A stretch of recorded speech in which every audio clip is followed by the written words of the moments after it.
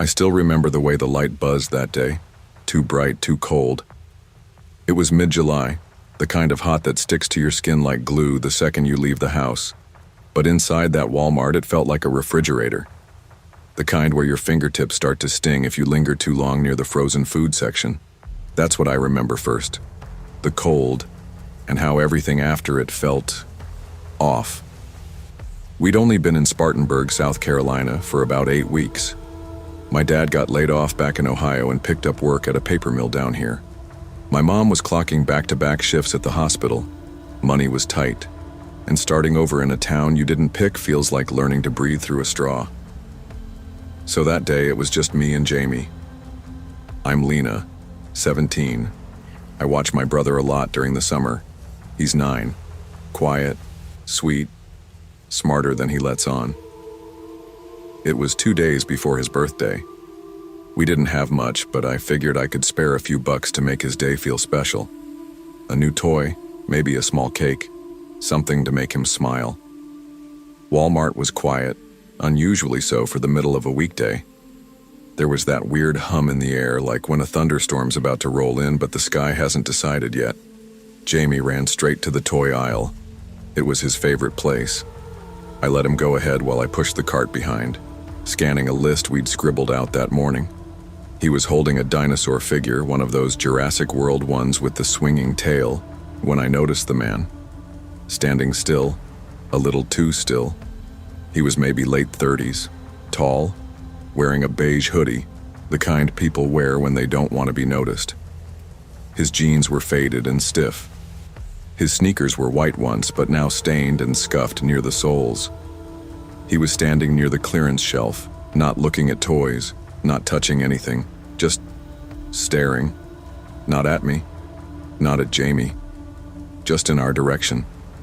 But through us, like we were already ghosts. I tried not to overthink it. People are weird sometimes. Maybe he was waiting for someone. Maybe he zoned out. Maybe I was just tired. Jamie tugged on my sleeve. "Lena," he whispered, "I don't like him." That's when I knew it wasn't just me. We left the aisle slowly. I didn't want to make it obvious. I told Jamie we'd go check the bakery for cupcakes. As we walked, I glanced behind us. He was still there, watching. We turned a corner near the restrooms in the back. I acted like I was heading into the women's bathroom, just for a breather, just to put a wall between us and him. Jamie followed without a word. I reached for the stall door and froze, footsteps behind us. Heavy, deliberate, 1, then 2. I pushed Jamie into the nearest stall and locked it. My heart was hammering against my ribs. I could hear breathing, deep, labored. One of the stall doors creaked open nearby. Then another, and then, bang. The stall next to us shook from the hit. Jamie jumped. I covered his mouth instinctively. He was trembling. Then I heard a woman's voice, sharp, shocked. "Sir, this is the women's restroom." Silence. Then hurried steps. A slam of the door. We waited. 10 seconds. 30. A minute. My legs were cramping when I finally opened the stall door and peeked out. The woman, maybe in her 50s, was standing by the sinks, her eyes wide with confusion. "Are you okay?" she asked, voice shaky. I nodded. He followed us. She walked us to the front. The manager called security. They pulled the tapes, and that's when everything started to really feel wrong. We sat near the customer service desk. Jamie pressed close to me on the hard plastic bench. The air smelled like popcorn and floor cleaner. My hands were still shaking. I couldn't stop watching the automatic doors, half expecting the man to walk back in, or worse, appear behind the glass like some horror movie reveal. The security guard was polite, probably in his 20s, clean-shaven, nervous. He asked us what we saw, had us describe the man. Beige hoodie, faded jeans, dirty sneakers, still as a statue, staring, following. He nodded along and typed on a tiny keyboard behind the counter. "Okay, let's pull the footage." We waited as the footage loaded. First the toy aisle. He played it back. There was Jamie, holding the dinosaur toy. There was me, our movements clear as day. The red clearance shelf. A woman walked past with a stroller. A man in a red shirt grabbed dog food. But no beige hoodie, no one standing still, no one staring. "Wait, go back," I said, leaning closer. "You don't see him?" He was right there, I swear, right next to that red tag. The guard rewound it again, same scene. Still no man. "Weird," he said. "You're sure this is the right aisle?" "Yes," I snapped more forcefully than I meant. He was there. Jamie saw him too. Jamie didn't say a word, just nodded. His hands were balled into fists in his lap. The guard pulled up other cameras, the hallway near the restrooms, the front entrance, even the bakery section we never reached. Nothing. Not one frame showed the man we saw. "Maybe the cameras glitched," the manager offered, before the timestamp. Or maybe it was a customer who left, no one said it out loud, but I could hear what they were thinking. Stress, imagination, teen girl paranoia. Back in the car, Jamie was quiet. Too quiet. He usually talked the whole ride home, narrating pretend stories or pointing out funny-shaped clouds. But today he just stared out the window. I tried to lighten the mood. "Cool, huh? Hey, maybe we'll find something online later. That T-Rex toy was..." He turned to me slowly. "He's still here." The air felt like it vanished from the car. "What?" Jamie looked down at his hands. "He said he just wants to know where your room is." I didn't say anything after that. I didn't want to scare him more. I didn't want to believe it, but I didn't sleep that night. Not even for a second. The thunder started around midnight. One of those summer storms that crawls in slow, lighting the sky long before the rain hits. I sat on the edge of my bed, hoodie wrapped around me, flashlight gripped tight in one hand. Jamie was asleep across the hall. I'd checked on him 3 times already just to be sure. He always slept like a stone, even now. But I couldn't. The whole house felt too quiet, like it was holding its breath. Every creak made me jump. Every passing car made me move toward the window.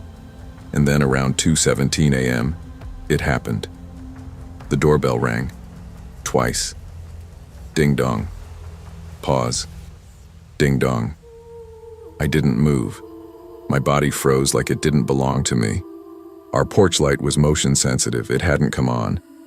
I slipped out of bed and tiptoed toward the front door. Carefully, I peeled back the curtain covering the glass. No one was there. Just the porch, wet from the storm. A single puddle stretching across the top step. No shape in the yard, no shadows on the sidewalk, no car. I stayed there, barely breathing, for another 10 minutes.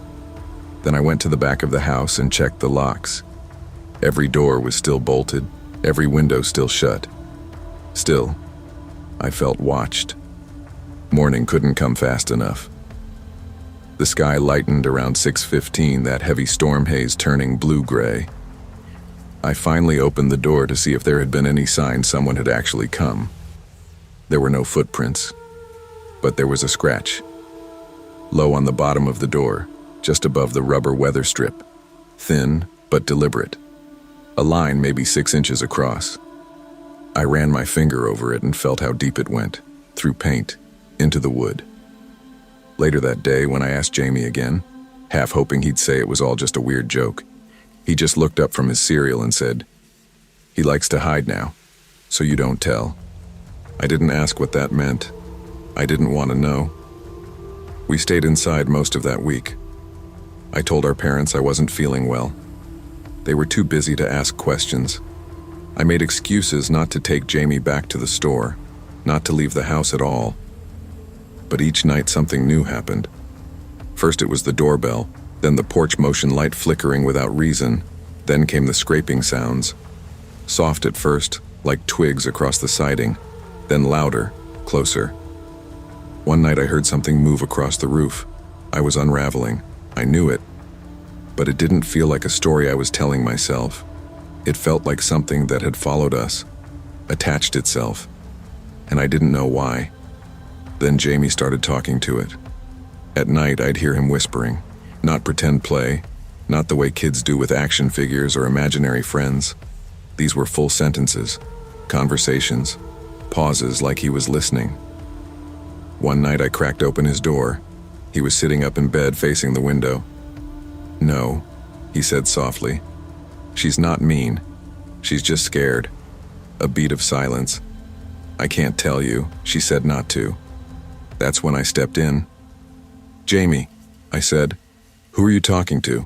He didn't flinch. He just turned and blinked at me. Curtains open too long. "He likes that window. He said you keep your eye closed them that night, and every night after." It all came to a head 2 days before school started back. My mom had driven Jamie to a doctor's appointment. I was home alone, trying to pretend everything was normal. I made lunch, cleaned up, even started prepping my backpack like none of this was real. Then the power went out. It wasn't storming, no wind, no crews on the street, just silence, like the whole world got unplugged. I grabbed the flashlight from under the sink and turned it on. That's when I saw him, standing in our backyard, not moving, not swaying, just watching the house. He wasn't blurry or ghostly. He was real, solid. Same hoodie, same pale, unreadable face. Only now he looked thinner, and there was dirt on his pants, something dark around his mouth. His hands hung too low, fingertips grazing his thighs. I dropped the flashlight. By the time I got it again and pointed it back at the yard, he was gone. I called the cops. They came out, took a report, walked the perimeter. No signs of forced entry, no footprints. Just me, shaking on the porch with a flashlight and a story no one believed. Jamie and I never talked about him again, not directly. But the week school started, Jamie left a sticky note on my pillow. In shaky handwriting it said, "Don't let him in, even if he looks like me." I kept that note for years, and I still lock my windows before the sun goes down, because I don't know what followed us out of that aisle. I just know it remembers, and it waits. There are things in life we can't always explain, moments that stretch beyond reason or logic. But often, the most important instinct we have is the one we too often ignore. When something feels wrong, it usually is. Whether it's a person, a place, or a presence, trust your gut and protect the ones who trust you. Because not everything that follows you can be seen on camera, and not everything that disappears stays gone.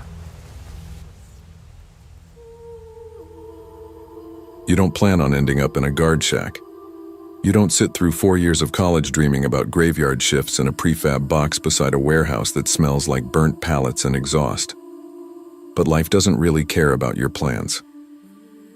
When I graduated from Georgia State with a degree in business marketing, I thought I'd hit at least a few interviews, maybe land a job with a startup downtown. Instead, I spent 6 months watching my savings dry up, eating ramen for dinner 5 nights a week and dodging calls from my landlord. My parents, old school Cuban, hardworking and never subtle, just said what they always said. You made your bed. I couldn't stay with them again, not after last year's fight. So when I saw the job posting for night security at a Walmart distribution center out in Doraville, I clicked apply without thinking. $16.50 an hour. Benefits after 30 days. Midnight to 8 a.m. It wasn't glamorous, but it was something. Something I could point to when people asked what I was doing. Something to keep me from falling all the way off the map. At first the job was fine, monotonous, sure, but the silence became a kind of comfort. Most nights were spent logging truck entries, walking the lot with a flashlight, drinking terrible vending machine coffee, and watching grainy security feeds on a dusty monitor. No one asked questions. No one cared if I looked tired. Then, 3 weeks in, the guy I normally worked with, Rodney, a middle-aged vet who talked too much about fantasy football, went out on medical leave. That's when Parker showed up, Parker James, or at least that's what he said his name was. He was mid-30s, lean, with this sharp jawline and a scar that ran down the right side of his face like someone had tried to erase him and stopped halfway. Always wore the same beat-up jacket and carried an old metal thermos that looked like it had been through a war. I tried making small talk our first night. So, Parker, you come from another security job?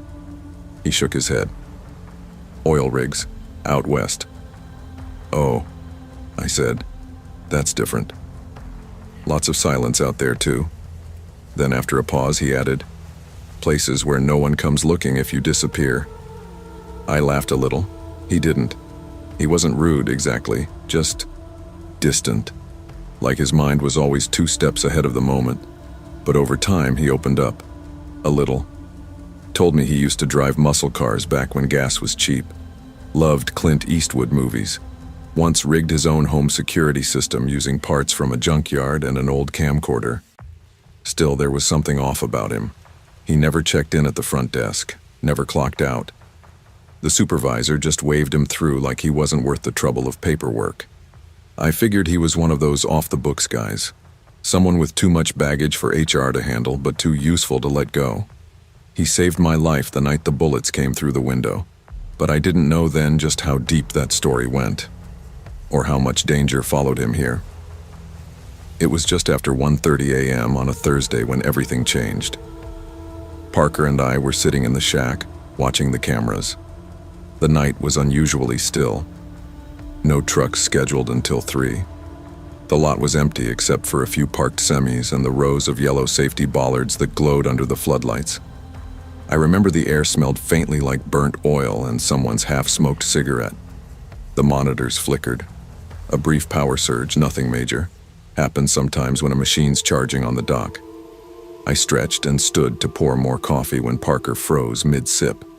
He was staring out the tiny bulletproof window above the desk. "You see that?" he said. "See what?" He didn't answer, just leaned in, squinting toward the far end of the lot near Dock 14. I followed his gaze, saw nothing at first, just shadows. Then out of nowhere, headlights flared on, high beams, bright, blinding. But the car didn't move.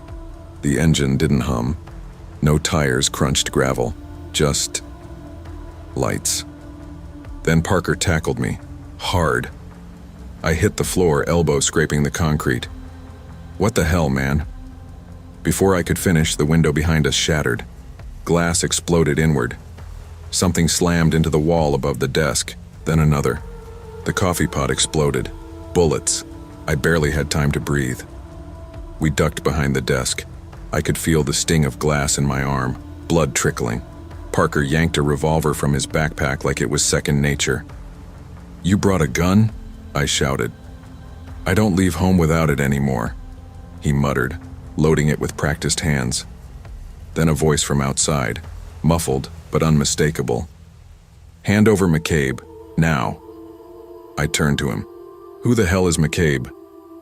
Parker didn't answer, just clicked the cylinder into place and whispered, "Shoot to scare. Stay low. They don't." Then he was up, out the door, into the night, and just like that, he was gone. The gunfire stopped maybe a minute after Parker ran, but that minute felt like an hour. I stayed crouched behind the desk, heart pounding so hard I thought it might give out. Every creak of the wind outside sounded like footsteps. Every shadow on the monitors looked like someone coming back to finish what they started. I was covered in sweat and blood, my arm stinging from the glass. I didn't know what to do, didn't know if the shooter was still out there, didn't know if Parker was alive. At 1:46 a.m., I finally grabbed the shack phone and called it in. "Security breach," I said, trying to keep my voice level. "Warehouse. Shots fired. Guard shack. Doraville." The dispatcher asked me to stay on the line. I couldn't. My hand was shaking too badly. I dropped the receiver and curled into the corner with my knees pulled to my chest. For the first time in years, I thought about praying. When the police arrived, about 11 minutes later, they moved fast, guns drawn, lights flooding the lot. They swept the entire dock area and found nothing. No shooter, no vehicle, no casings, not even tire marks.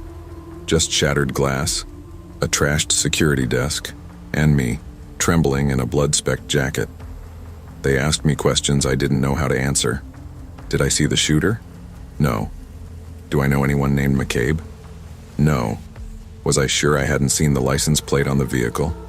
There was no vehicle. There were just lights. And Parker. Except Parker was gone. One officer tried to track his phone using employee records. Nothing came up. Another asked me for his badge number. I didn't have it. When they checked the employee database, there was no Parker James listed under the security staff. Nothing filed with HR. No background check. No emergency contact. It was like he never existed. I told them what I knew. Oil rigs. Western movies. The way he always walked like he was expecting someone behind him.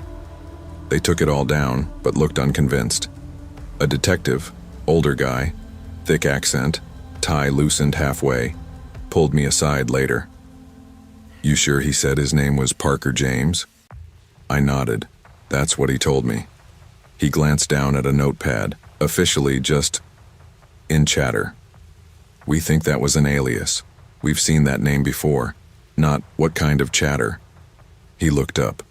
"There's a man we've been watching for a while. Real name might be Donnie Maves. Ex-gang enforcer turned informant. Went off-grid 5 years ago. Word was he flipped on some big players out west." I felt my stomach sink. "So that voice, the guy yelling McCabe, he was after him?" "Most likely.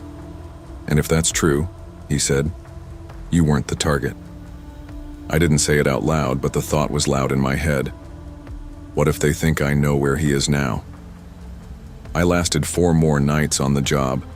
Each shift, I'd sit in that same guard shack, patched up but still bearing the marks of what happened. The broken window had been replaced, but you could still see the bullet dent in the filing cabinet and the cracked corner of the desk where Parker tackled me. The smell of burnt coffee never left. The other guards didn't ask questions. Most of them weren't even aware of the shooting. Corporate kept it quiet, called it an equipment malfunction in the weekly report.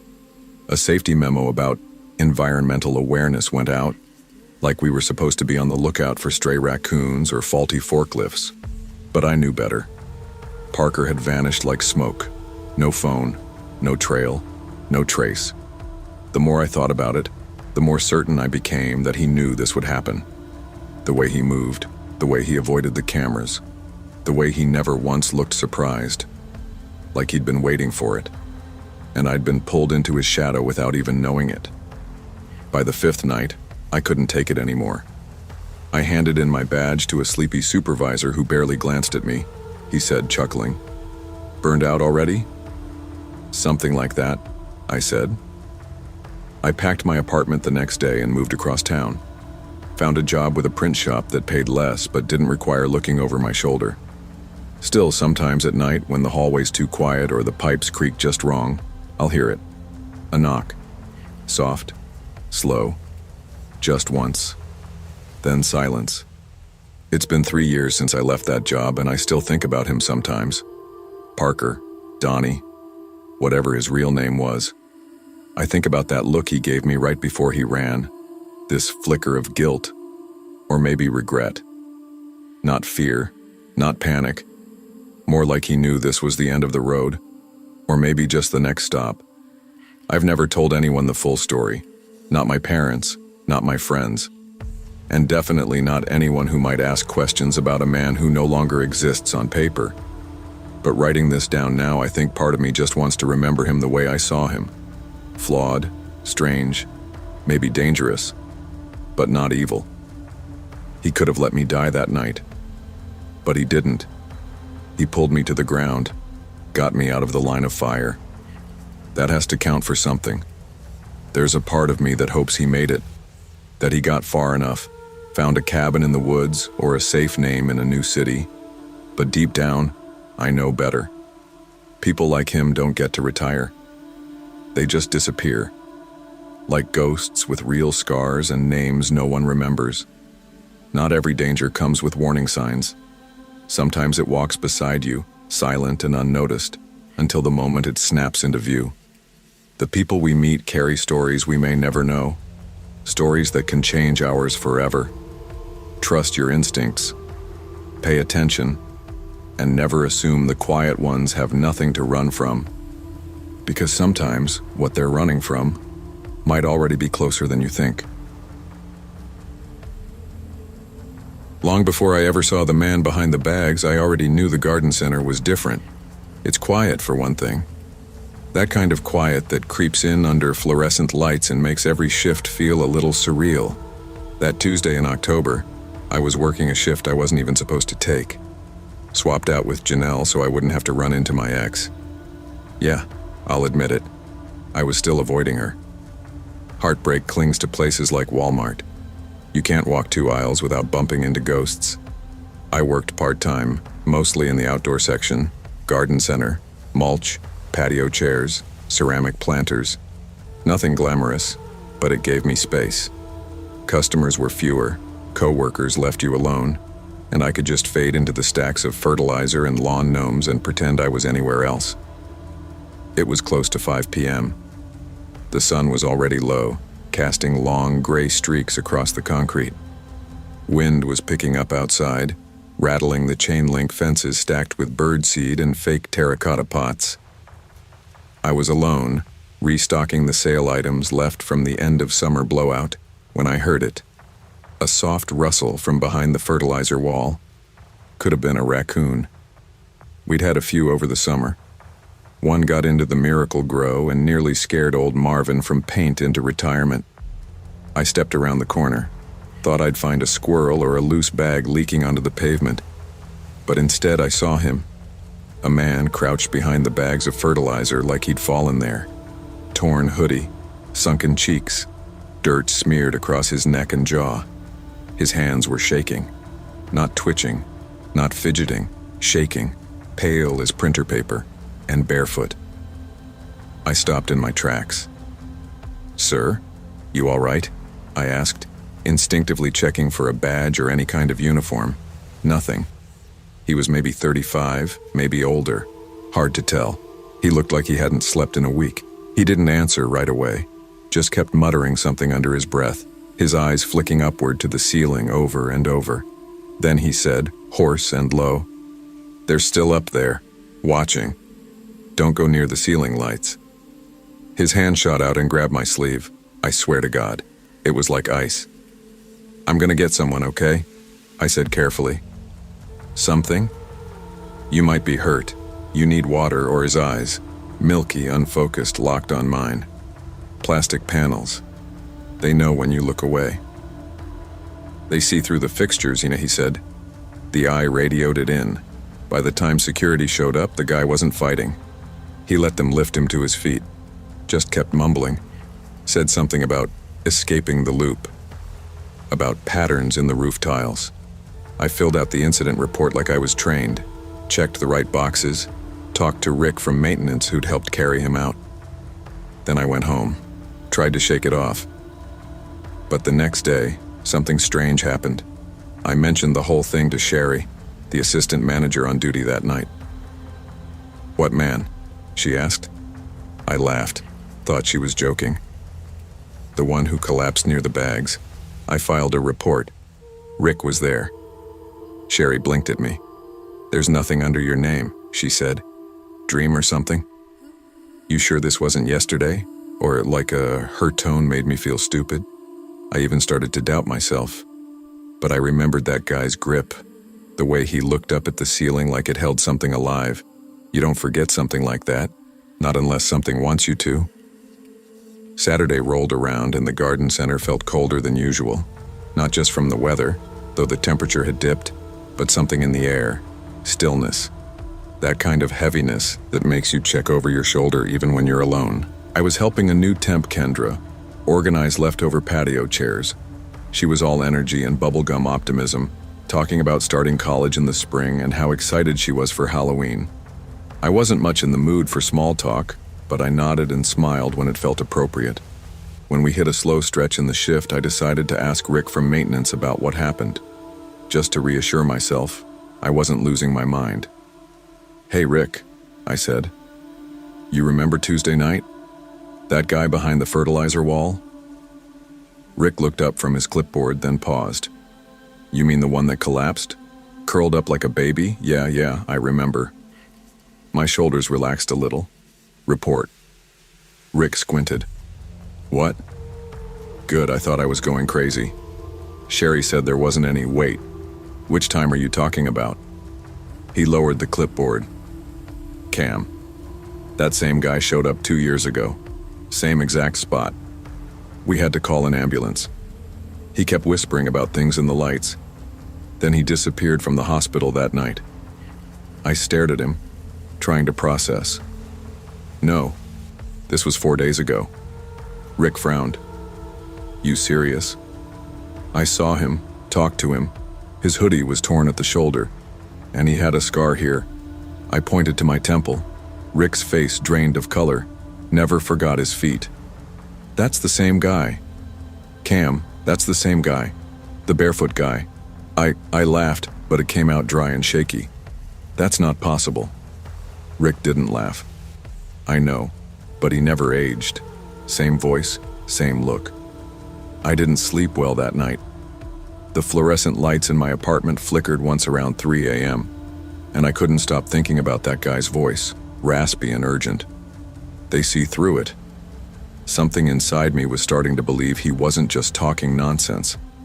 By Monday, I couldn't get it out of my head. So I stayed late after my shift, long after the customers had left, and asked Ramon from security to show me the archived footage. I just want to check something, I told him. He raised an eyebrow. Looking for shrinkage claims? No. Just personal. He didn't argue, just pulled up the timestamp from Tuesday. There I was, plain as day, stacking planters. Then I walked behind the fertilizer stack. But the man? Wasn't there? There was a shadow, small, low to the ground. It moved, barely, like it was breathing, but no figure, no crouched man, no contact, no grabbing my arm. Maybe the angle missed him, I offered, though I didn't believe it. Ramon rewound, zoomed in. You're alone, man, he said. Camera doesn't lie. I left without another word. Didn't sleep that night either. The next day, on a hunch, I asked Ramon to pull up the live feed of the same camera. That shadow? Still there. Not moving now. Just a dark blur. Like a burn in the film. And when I looked up at the garden center's actual ceiling, the light above that corner flickered. Just once. The following week, everything got worse. I kept thinking about what the man said. Don't go near the ceiling lights. That phrase stuck with me like a song you can't shake. I started paying more attention to the fixtures at work. In the pharmacy aisle, one panel buzzed slightly. In the snack section, one of the bulbs dimmed each time I passed under it. Maybe it was paranoia, or maybe I was starting to notice what he noticed. I brought it up again with Sherry. Do you ever notice the lights? Like flickering, patterns? She stared at me like I'd grown another head. Cam, I think you need a break. She wasn't wrong. I hadn't been sleeping, barely eating. I was walking through the store like a ghost, just waiting for that flicker to happen again. By Thursday, I started avoiding that corner of the garden center, told Kendra I had a bad knee, made her do most of the heavy lifting. She rolled her eyes but didn't question it. Then one night I saw him again, only for a second, through the reflection in the sliding glass door. I was restocking plastic rakes and turned toward the glass, and there he was. Same hoodie, same scar, same shadow clinging to his back like a second body. I spun around. He was gone. I handed in my resignation that Friday. I didn't give much reason. Just said I needed to reassess my direction. Sherry looked half relieved, half worried. Ramon shook my hand and told me to get some sun. Rick just nodded like he understood more than he said. Now I work at a local hardware store. No ceiling lights like those. No shadows behind bags. Just paint swatches and polite retirees looking for caulk. But I still shop at Walmart sometimes. Hard to avoid it. And every now and then when I'm walking through the detergent aisle or frozen pizzas, I'll look up. Just for a second. And if the lights flicker, just barely, I feel something cold pass through me. Like someone watching. Sometimes the most ordinary places hold the deepest darkness. Not because they're haunted by monsters, but because they bury what we choose to forget. When we ignore the signs, when we dismiss what doesn't fit, we create shadows where people disappear, and eventually, we become part of them. Pay attention to the flickers. Some warnings don't come twice. It's strange how easily the sacred can be forgotten. I've served as the parish priest at St. Helena's Church in South Columbus for over 12 years. In that time, I've watched the pews grow emptier and the hymnals gather dust. Faith, it seems, doesn't draw a crowd the way it used to. These days, the only regulars are a few elderly parishioners, a couple of families trying to raise their kids right, and those who drift in when the weight of the world pushes too hard. I'm not a mystic. I've spent my life holding the tension between the divine and the real. But in December 2020, something happened that I still don't fully understand. It started with a confession, an ordinary moment in my line of work, but one I'll remember for the rest of my life. It was a Tuesday just after 7 p.m. Snow was falling lightly outside, the kind that never sticks but still slows everything down. I was finishing evening prayer, ready to lock up, when the door creaked open.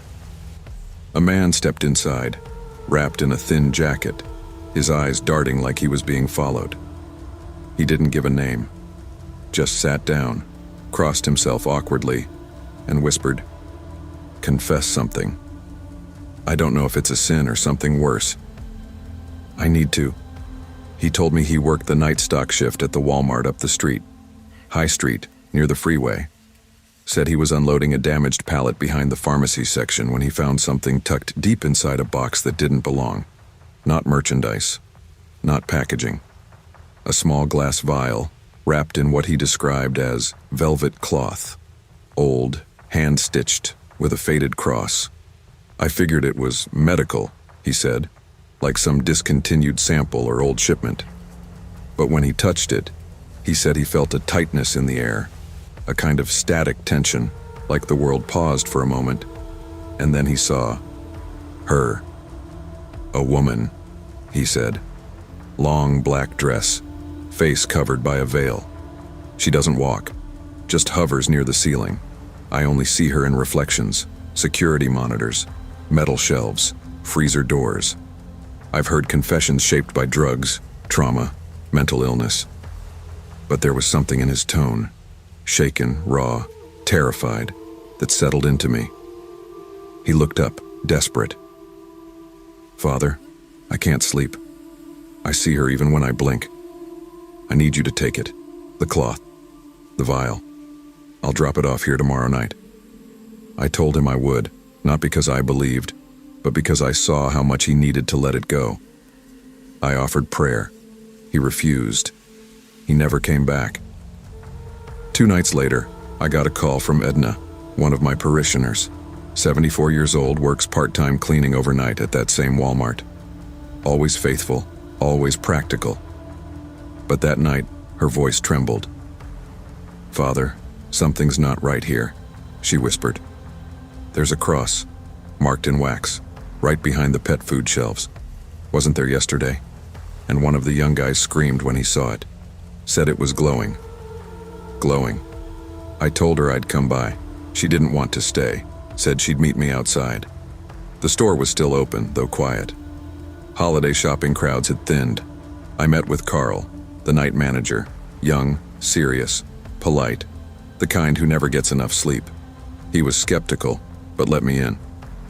The back storage area near the pet section had a strange smell, like rust and damp stone. On the floor, barely visible under the overhead lights, was a wax mark, a cross, thick and deliberate, like someone had poured melted candle wax by hand. Next to it, a piece of deep red velvet cloth, frayed at the edges. The vial was gone, but I recognized the kind of stitching used for old liturgical garments. It looked older than it should have been, a relic from another time. We tried scrubbing it, Carl said. Nothing gets the wax off, it's like it burned into the tile. I asked if he knew the man who brought it in, the one who confessed. Carl looked confused, checked the shift logs. No one matching that description was scheduled. No badge number, no employee file, nothing. "I see dozens of guys come and go," he said. "Don't know, Father. We don't track that kind of stuff. But if someone left something like that here..." Later that night, I brought the cloth back to the rectory and placed it in a sealed box. I didn't pray over it. I didn't touch it again. but when I walked past the chapel mirror on the way to bed, I thought I saw the edge of a black veil drifting near the ceiling. I didn't sleep that night. The next morning I began digging. Old records, diocesan archives, folklore databases. I wasn't looking for proof. I was looking for a name, a connection, something I could use to put this thing back in the ground. And I found her. Alice Kern, a domestic servant at Hales Abbey in England, early 1600s.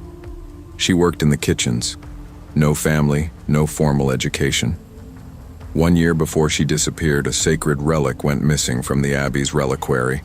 A small vial, encased in glass and velvet, containing what was believed to be a drop of Christ's blood. Only a few knew about it. Hidden for protection during a time of unrest, they accused her of theft, of sacrilege, and witchcraft. She vanished into the woods before the arrest, never found. But the legend followed. Some claimed she fled to the colonies, that she carried the relic with her, that she died cursing any who would misuse the blood of Christ. I wanted to dismiss it. Stories twist over time. But the cloth, the wax cross, the woman in black, what if it wasn't just myth? That week, 3 Walmart employees quit. One claimed to hear a woman whispering scripture over the intercom after the store closed. Another said his dog refused to enter the bedroom after he brought home an unopened box from the pharmacy. And Edna? She packed up and moved to Tennessee to stay with her niece. She wouldn't return my calls. Carl called me again that Friday. Someone broke the lock on the back stairwell.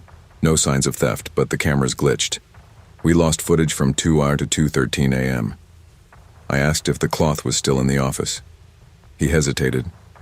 We left it where you found it. Figured it wasn't our business. I went to the store that night. The wax mark had faded, but not completely. Just like a scar. I placed a rosary over it, said the prayer to Saint Michael, burned incense, more out of desperation than ritual, and then I burned the cloth. In the rectory garden, behind the chapel, under winter stars. It caught quickly, turned to smoke and ash. But as it burned, the wind shifted suddenly, hard and sharp, and the candles inside the chapel blew out. I haven't seen the veil since, but I still think about her, about the possibility that something sacred was lost, and someone tried to carry it where it was never meant to go. I still shop at that Walmart, not often, only when I need something specific. When I do, I walk quickly past the pharmacy aisle. I keep my eyes forward. I don't look up. Once I made the mistake of glancing at the CCTV feed near the front desk. Just a casual glance. But in the reflection above my shoulder, near the light above the freezer aisle, I saw it again. A faint figure, a woman in black, watching, waiting. The store has had no official report since the wax is gone. No one else seems to remember the man who made that confession. Maybe I imagined it. Maybe I wanted to believe in something again. But I know what I saw, what I held. Faith isn't about certainty. It's about what you do when the lights flicker, when the silence gets heavy, when something ancient wakes up in the cracks of modern life. And if that relic was real, if some small piece of the divine had been twisted and passed along through time until it ended up behind plastic pill bottles and gift cards, then all I can do is pray. Not for salvation, but for restraint. Because not everything holy was meant to be found. Some relics are better left buried. Not every sacred thing belongs in a world that's forgotten how to be reverent. When we treat the divine like debris, when we package it, store it, forget it, we invite something ancient to remember us instead. And when it does, we might not be ready for what looks back through the veil. Back in high school, I'd breeze through Walmart in Silverdale without thinking twice. Late nights, early mornings, it didn't matter. I'd grab junk food, wander the electronics, maybe text a friend while standing in line. The store was just part of life, bland, brightly lit, and safe. It was a place you went to pick up shampoo and leave without remembering a single detail. But everything feels different when you're older, living alone, and returning to a town you swore you'd never come back to. It was early spring. The kind of March evening where the rain doesn't fall heavy, just hangs in the air like something undecided. I'd just started a new graphic design contract downtown, and I was living in a one-bedroom apartment off Buckland Hill Road, quiet enough to hear your upstairs neighbor sneeze. Not that I minded. I'd picked the place for solitude. That night, I left work a little after 6. Long day, lots of revisions, and my fridge was depressingly empty. I needed paper towels, dish pods, and maybe something sweet. Walmart was 10 minutes out of the way, but I figured I'd be in and out. No big deal. I parked under one of the taller security poles, the ones with those round white cameras and bluish LED lights that make everything look like it's part of a crime scene. I always park under those now. Habit, I guess. The store was about what you'd expect for a rainy weekday night. Sparse, quiet, families with half-full carts, tired parents in sweatshirts, kids begging for cereal, a couple elderly shoppers, one woman in a scrub top flipping through clearance candles. I slipped in my earbuds, no music playing, just white noise low enough to stay alert, and headed straight to household goods. Nothing unusual, just that dull retail glow, the smell of rubber and floor wax, and my own mental checklist: paper towels, Cascade pods, maybe some peanut M&Ms. I was halfway down the cleaning aisle when I noticed the man.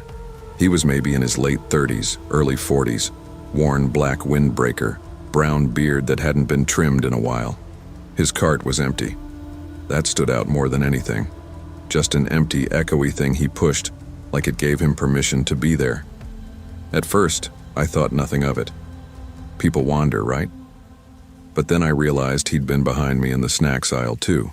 Same blank face, same pace. Like he was shopping without shopping. I chalked it up to coincidence. The store isn't exactly a maze, but after circling back to pick up tissues near the pharmacy end cap, I cut across to electronics, more out of habit than need. And there he was again, standing by the phone accessories, staring forward. Same cart, still empty, still pretending not to look at me. I remember slowing down, pretending to scroll through my phone just to give myself something to do. I wasn't panicked, not yet, just uneasy. That feeling like you're being watched, even when there's no obvious reason. I walked fast toward home goods. Candles, picture frames, aisle rugs. Somewhere quieter. Somewhere with more light. That's when my stomach dropped. He was already there, standing by the wax warmers like he'd been waiting. I felt my body tense. Maybe it was a trick of timing. Maybe I was just seeing what I expected. I pulled out my phone and turned the screen off, mirror mode.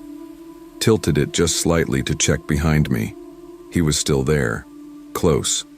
Too close. I turned to leave fast. That's when I heard it. Allison.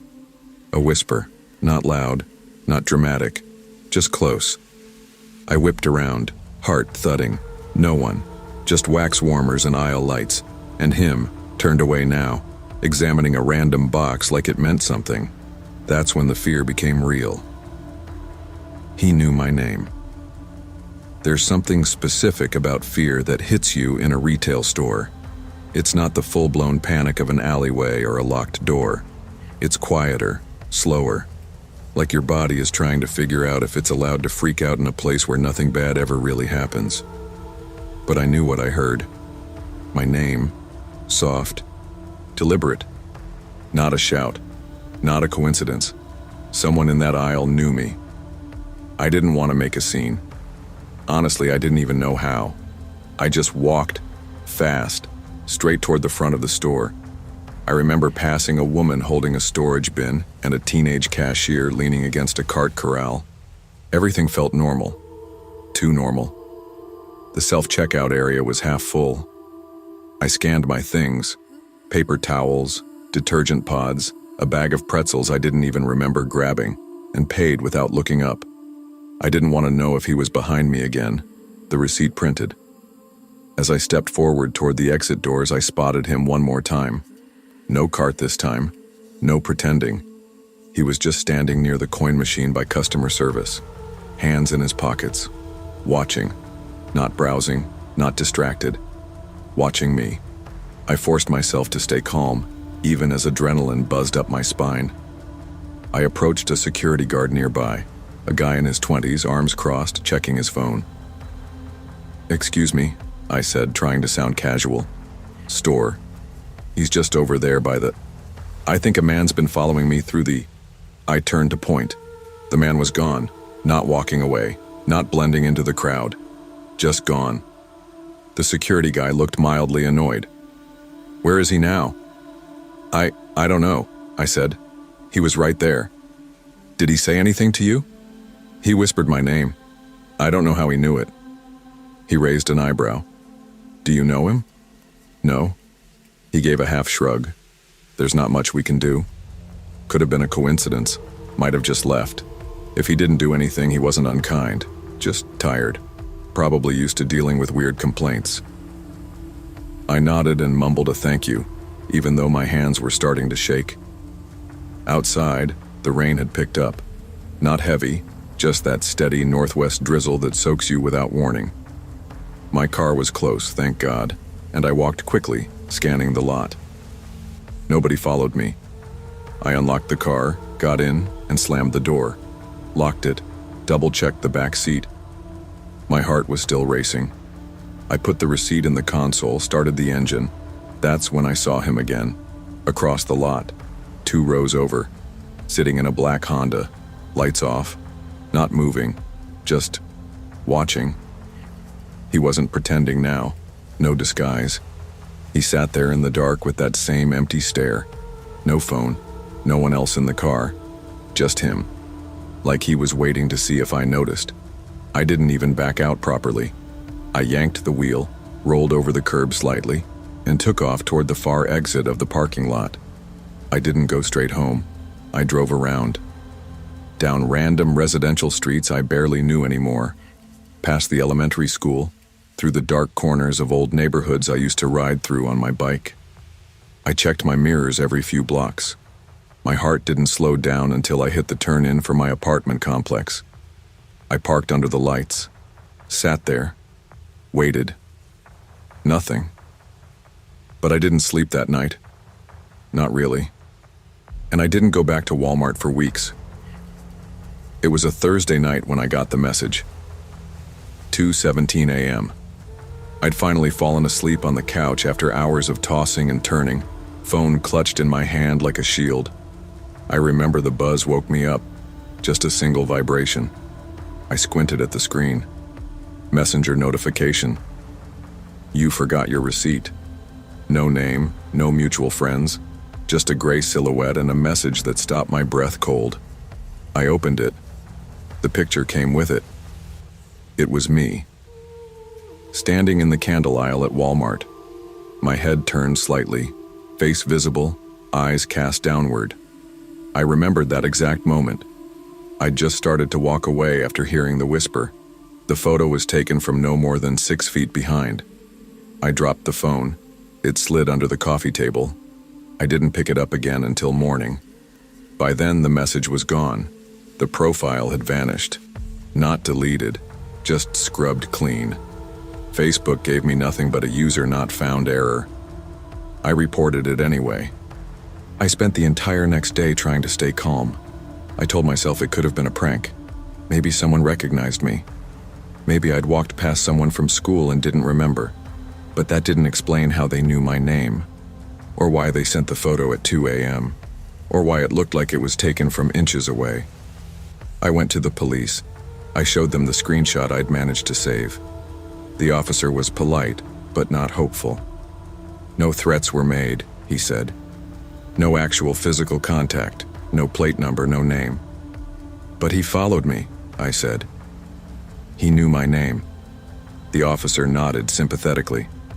And you did the right thing coming here. But unless he makes a direct threat, there's not much we can charge. So I filed the report, signed a form, left the station feeling more exposed than before. I changed every password, made all my social media private, deleted old posts, untagged photos. I bought a new deadbolt, reinforced the one already on my door. I ordered pepper spray. I stopped using earbuds in public, and I started looking. constantly. Every aisle, every parking lot, every car idling too long. Because I had this awful creeping feeling that the next time I saw him, I wouldn't get a warning first. Spring came fast that year. Rain-soaked sidewalks and cherry blossoms smearing pink across the sidewalks. You'd think something as normal as sunshine and petals would ease my nerves. It didn't. I avoided Walmart for weeks. Drove past it, stared at the front entrance like it might look back. I started going to the Safeway on the other side of town, even though it was more expensive and half the size. The cashier there, a girl with thick eyeliner and a slow drawl, asked why I always paid in cash. Long story, I told her once. She didn't ask again, but I couldn't avoid everything. There were still errands. Still nights when I forgot toilet paper or coffee filters or something stupid like light bulbs. One Tuesday, I caved. Told myself it had been nearly a month. The man probably moved on. Maybe he was just some sick prankster. I'd let fear turn into ritual, and rituals had their own weight. So I went back. I went early, just after work, when the place was busy with moms and older folks and teenagers hanging out by the soda fridges. I told myself I wouldn't take long, just grab what I needed and leave. At first everything seemed fine, until I walked past the electronics section and noticed the security camera monitor up above. They have them there, mounted near the ceiling, looping a live feed of every corner of the store, and in one of the camera panes a reflection of myself walking. And behind me, about 10 feet back, was him. No cart, just walking slowly, steadily, watching me, again. I froze, not visibly but inside, like all the oxygen had vanished. I turned around. He wasn't there. No one was behind me, no one even remotely close. But he'd been there, in the footage. I saw it. I wheeled around and walked fast to the customer service desk. The same bored security guard was there, sipping from a giant plastic cup. "Hey," I said, might be tailing me again. "Can someone review camera footage from the last few minutes? I think someone." He looked at me and blinked. "You the girl who came in a few weeks ago?" I nodded. He hesitated, then pulled out a clipboard and wrote something. A manager to pull specific timestamps. "We can take a look, but I need, please, just check the aisle monitors right now." He was just behind me. He humored me. Walked to the wall monitor, toggled through feeds. Nothing. Just me, alone. No man, no shadow, no strange figure in black. The footage had already looped to the next cycle. He looked at me like I'd made it up. I didn't argue, just walked out. The air outside was cool and damp. I moved quickly toward my car, checked the rows. There was a car parked near the end of the lot. A black Honda. Same one. It wasn't running, just sitting there, angled toward the exit. Empty. I waited in my car until another family came out with a cart. I pulled out behind them, using them as cover, and didn't relax until I hit the lights past the strip mall. It's been 7 months. I've changed my schedule, my phone number, my car.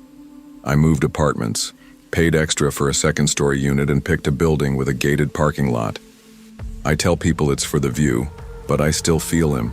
Not every day, not even every week, but just enough to keep me alert. A black car across the street, a stranger at the gas station who lingers too long. Once I got a friend request on a new Instagram account with no posts and no followers. The name was just a period, nothing else. I didn't open it. I blocked it. But I knew. I know. The police followed up twice. Nothing actionable. No plates. No face. The Facebook profile had routed through an overseas IP address. I've thought about getting a gun. I've thought about getting a dog. But what would that fix? Would it undo the feeling of being watched every time I walk to my car? Would it stop me from flinching when I see someone wearing a black jacket in a grocery store? No. Because the truth is, he's already in here, in my routine, in my habits, in the way I glance over my shoulder without realizing. He doesn't have to show up again. He already changed me. I haven't told my parents. They're in Port Townsend now and they'd panic.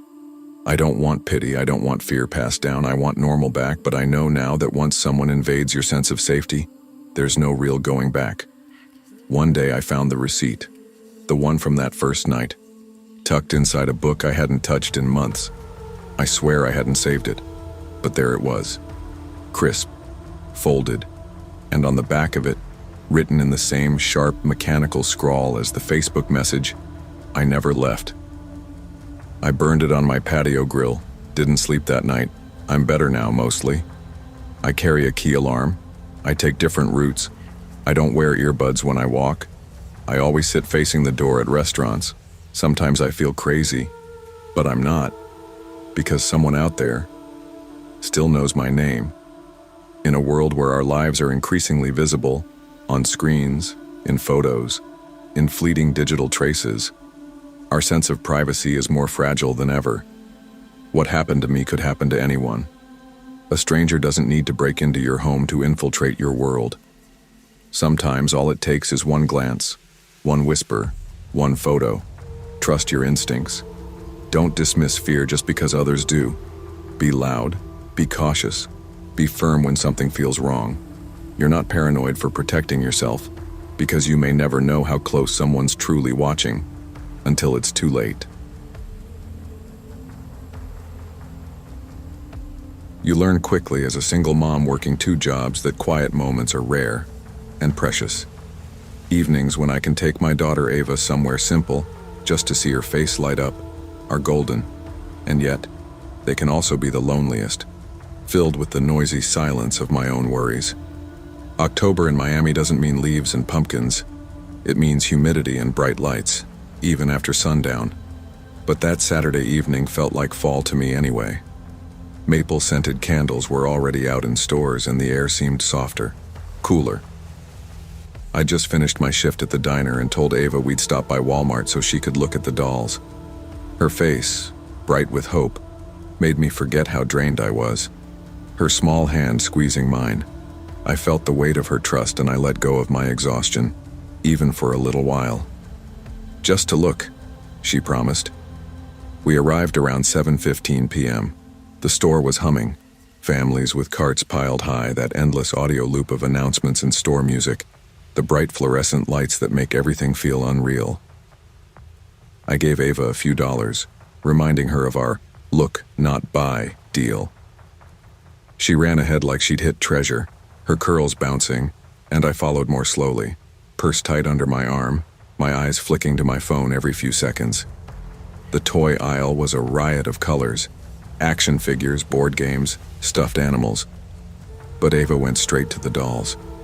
She crouched by 2 plastic princess dolls, her face glowing like she'd found a friend.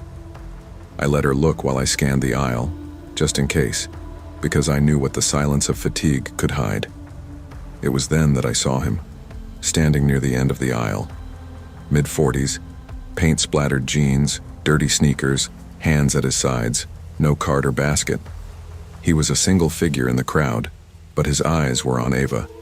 His gaze was too steady, too focused, not the glance of a passerby. It felt calculated. My chest tightened. I cleared my throat. Ava, sweetie, Mom's thirsty. Let's find water, okay? The man didn't move. He just smiled. A slow, unnatural smile that sent a cold shiver through me. And then he spoke, stepping forward. "Pretty kid," he said. My lungs locked. My instincts shouted danger, but my lips moved first. "Excuse me?" He tilted his head like he was assessing me. I said, "She's cute. Looks like my niece." "Thanks, but no thanks," I said low. I bent to gather Ava's doll box. She looked up, worried. I didn't answer her question, I just said, "Time to go." I slipped my card into my pocket and moved briskly toward the crafts aisle, Ava's grip tight in mine. We looped past shelves of colored paper and glue sticks. 10 minutes later, I loaded cough syrup and toothpaste onto the conveyor belt. I decided then to let Ava keep the doll, $12.48, well worth the piece it brought. At the checkout, the cashier, a girl with purple hair and bright eyeliner, scanned our items. I whispered to her, Can someone from security walk us to the exit? There's a man we'd rather not run into again. She froze beneath her bangs, then nodded and pressed a button under the register. I bought a bottle of water for Ava, comfort in case we rushed out. We picked up the doll and walked forward, footsteps echoing between other carts. I checked over my shoulder. No man in sight. But as we neared the front door, there he was, 2 rows over. No cart, no movement, just standing there, leaning slightly forward, watching. I pressed my hand against Ava's back. She squeezed me back. I motioned to the purple-haired cashier. Security? Without a word, Ava reached for the doll with both hands. The cashier didn't smile again. 20 seconds later, a disabled access vest approached us. He offered a silent nod and walked beside us to the exit. We stepped into the parking lot together. The evening air was steamy, benevolent, but it couldn't mask the chill creeping over me, then pounding footsteps from behind. Not fast, but deliberate. My heart nearly stopped. I tightened my grip on the doll box and straightened my shoulders. As the vested employee slowed to match our pace, I barely turned and whispered, "Thank you." He nodded before speeding off, disappearing into the clash of carts and chatter. We didn't stop until we reached the Civic where I'd pulled in earlier that night. I unlocked the door, swallowed hard, and didn't let go of those keys until I snapped them inside the ignition. Ava climbed in, still clutching her new doll. I locked the doors, backed out, and waited until we crossed the parking lot threshold before breathing again. That night, every time I passed a Walmart sign or the glow of a store lamp through the rain, I felt her. That man's grin, his eyes on my daughter, his slow footstep after ours. We got home a little after 8, and I still hadn't shaken the feeling. You know the one, like someone's still following, even when you're alone in your own apartment, deadbolt locked, chain on.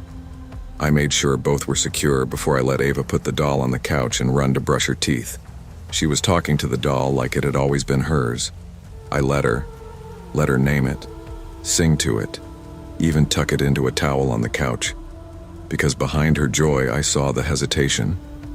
That same shadow of awareness in her eyes I hoped she was too young to recognize. I went into the bathroom and stared at myself for a full minute. My uniform smelled like fry oil, my hair was a mess, and I looked like I hadn't slept in 3 days, which was probably true.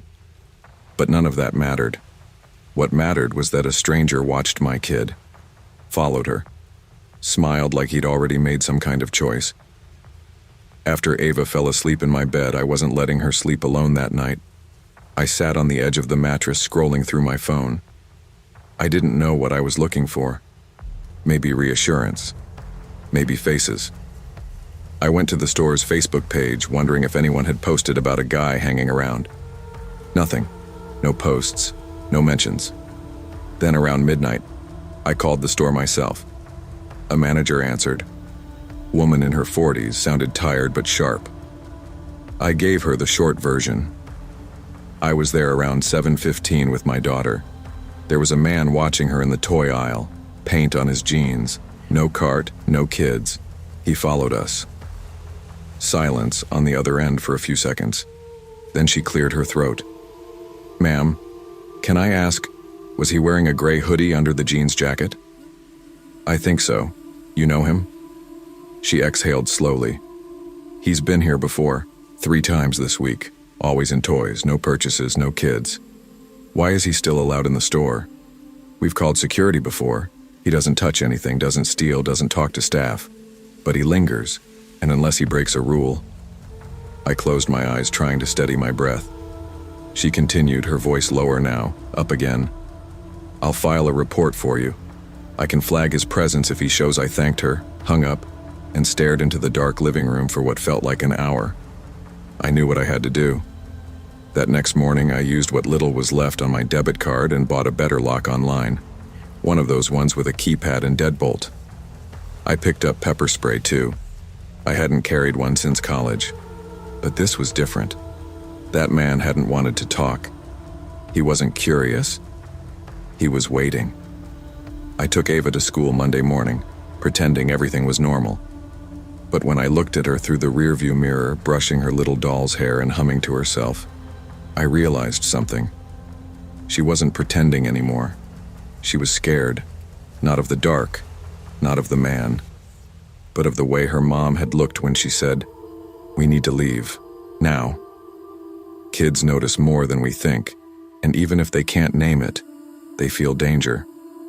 That night, when I tucked her in again, this time with her in her own bed, I kissed her forehead and whispered, "No one is ever going to hurt you, baby, I promise." She didn't answer. She just pulled the covers up to her chin and whispered, "Don't let him find us." I stayed awake until 2. Every time a car passed outside, I sat up and looked through the blinds. It was a long, quiet night, but not quiet enough, because just after 2:30 I got a text from an unknown number. No message, just a photo. It was a picture of the toy aisle, the very one we had been in, empty, but I knew the angle. It had been taken from the same place that man had stood. I didn't sleep after that. I stared at the photo on my screen until my eyes burned. My brain kept trying to make it logical. Maybe a prank, maybe some cruel joke, but there was no explanation that made it better. Someone had taken a picture of the same spot in the toy aisle, and whoever it was had my number. I sat at the kitchen table with the phone lit up, just breathing. No name, no message, just the photo. I didn't want to scare Ava, so I turned my phone off and shoved it in the drawer. Then I checked the locks again, walked the perimeter of the apartment, and ended up sitting in the hallway just outside her door until the sun came up. By the time I dropped her off at school, I had made a decision. I filed a police report. The officer was polite but distracted. His eyes glanced at the screen of my phone, the printed photo I brought, then up at me. "Ma'am, it's unnerving, sure, but he didn't touch your kid. He didn't send a threat. No physical harm, no criminal trespassing, no clear identity. There's not a lot we can do right now." I asked if they could at least trace the number. Unless he keeps contacting you or commits a crime, a trace won't go far. Block it. And call us if anything escalates. That was the word that stuck with me. Escalates. So far, he hadn't done anything illegal. Just watched. Just smiled. Just let me know he was still watching. Back at work that afternoon, I was a zombie behind the counter. Customers blurred together. Orders repeated. My coworker, Jorge, had to nudge me twice to get my attention. "You okay, Melly?" I tried to laugh it off. Didn't sleep much. "You get that lock you talked about?" "Yeah. And pepper spray. Want me to walk you to your car tonight?" That stopped me for a second. Normally I'd brush it off. I've always been the tough one, the "I got it, Mom." But I looked at him and said, "Actually, yeah, that'd be good." When my shift ended, Jorge walked me out. The parking lot was nearly empty except for a few late-night diners waiting by the entrance. That's when I noticed the same beat-up silver sedan from Walmart. Same dent on the side. Same rusted rearview mirror. Parked across the street. Lights off. I didn't say anything. Didn't run. Just unlocked my car and climbed in, breathing carefully, pretending not to notice. Jorge gave me a look. "You see him again?" I nodded. "I think so. Take a different route home. I'll drive behind you a bit." We didn't talk much on the drive. He peeled off after I made the second turn into my neighborhood. I checked every mirror, every streetlight. No headlights behind me. Still, I didn't go straight home. I circled the block twice. I parked on the far end of the lot. I waited. Only when I was sure I was alone did I climb the stairs and slip inside. I locked the door, checked the windows, tucked Ava in again. And then I cried. Not loud, not ugly. Just this slow, quiet release I hadn't allowed myself all week. I cried for how small I felt. For how easy it was for someone to get that close. For how close they still were. Around midnight, my phone vibrated again. A new number. This time, the message was simple. You shouldn't let her walk ahead of you. I stared at those words for a full minute, hand trembling, pulse roaring in my ears. He had seen us that night in the store. When Ava had run ahead, he had been close enough to watch, to remember. I turned the ringer off and tucked the phone under my mattress. Then I climbed into bed next to my daughter. I didn't close my eyes once. The next morning, I kept Ava home from school. I told her it was a special day off. We had waffles in our pajamas and played with her new doll. She named it Lucy and gave it the tiniest paper crown she made with glitter glue. I smiled and played along, but underneath I was unraveling. I sat by the window with my coffee, pretending to scroll my phone, really watching the street for that car, for that face. I called Walmart again. This time I asked for the store manager, not customer service. A man named Reggie picked up. He sounded tired, but he listened. I told him everything, about the man by the dolls, about the parking lot, the picture I'd been sent. There was a pause. I know who you're talking about, he finally said. Always alone, never buys anything. He's been in here 3 times that I've seen. Did anyone report him? Not officially. Loss prevention walked him out last week, but he didn't break any rules. Just gave people the creeps. He followed my daughter. He knew her name. Another pause. I'll pull footage, he said, and I'll file a report with corporate. I'm sorry this happened to you. It's not the first time someone's used our store to... He didn't finish the sentence. I thanked him, hung up, then started searching online. Cameras, motion detectors, GPS tags for Ava's backpack. I bought 3 different things by noon. Same-day delivery. I didn't care what it cost. That night I taught Ava a new game. We called it Look Twice. We practiced noticing parked cars, counting exits, recognizing the sound of my ringtone. She thought it was just another weird mom game. I didn't tell her it was for survival. When I tucked her in that night, she looked up at me and asked, "Is the doll man gone now?" I smiled, lied. "Yeah, baby, he's gone." But I still hadn't blocked the new number. I wanted to know if he'd try again. Needed to be ready. At 2:44 a.m. he did. This time it was a voicemail, no words, just the sound of breathing, slow, measured, like someone lying down, close to a mic, close to something, or someone. I replayed it 3 times before deleting it. I called the police again that morning. They still couldn't do much, but I could. I took a few hours off work, left Ava with my sister and drove to the parking lot behind the Walmart. I parked, waited, watched. An hour passed, then another. Finally, I saw him. Same paint-splattered jeans, same limp walk. He didn't go inside, just walked around the side of the building and stood behind the carts near the emergency exit, like he was waiting. I called the non-emergency line. This is the 3rd time I filed a report. I have a visual now. He's here right now. This time the tone changed. Officers arrived in 10 minutes. Quiet, no sirens. They questioned him, pulled him aside, took down his name. Apparently, he'd been arrested before, for loitering near schools, for trespassing in public parks after dark. No priors on paper that mattered. But they asked him to leave, warned him. I sat in my car, heart racing. He glanced at me as they walked him toward a cruiser. He didn't fight, didn't yell, just turned his head slowly and smiled. That smile. Like he knew something I didn't. I waited until he was out of sight before I let myself breathe again. Weeks passed, no messages, no sightings.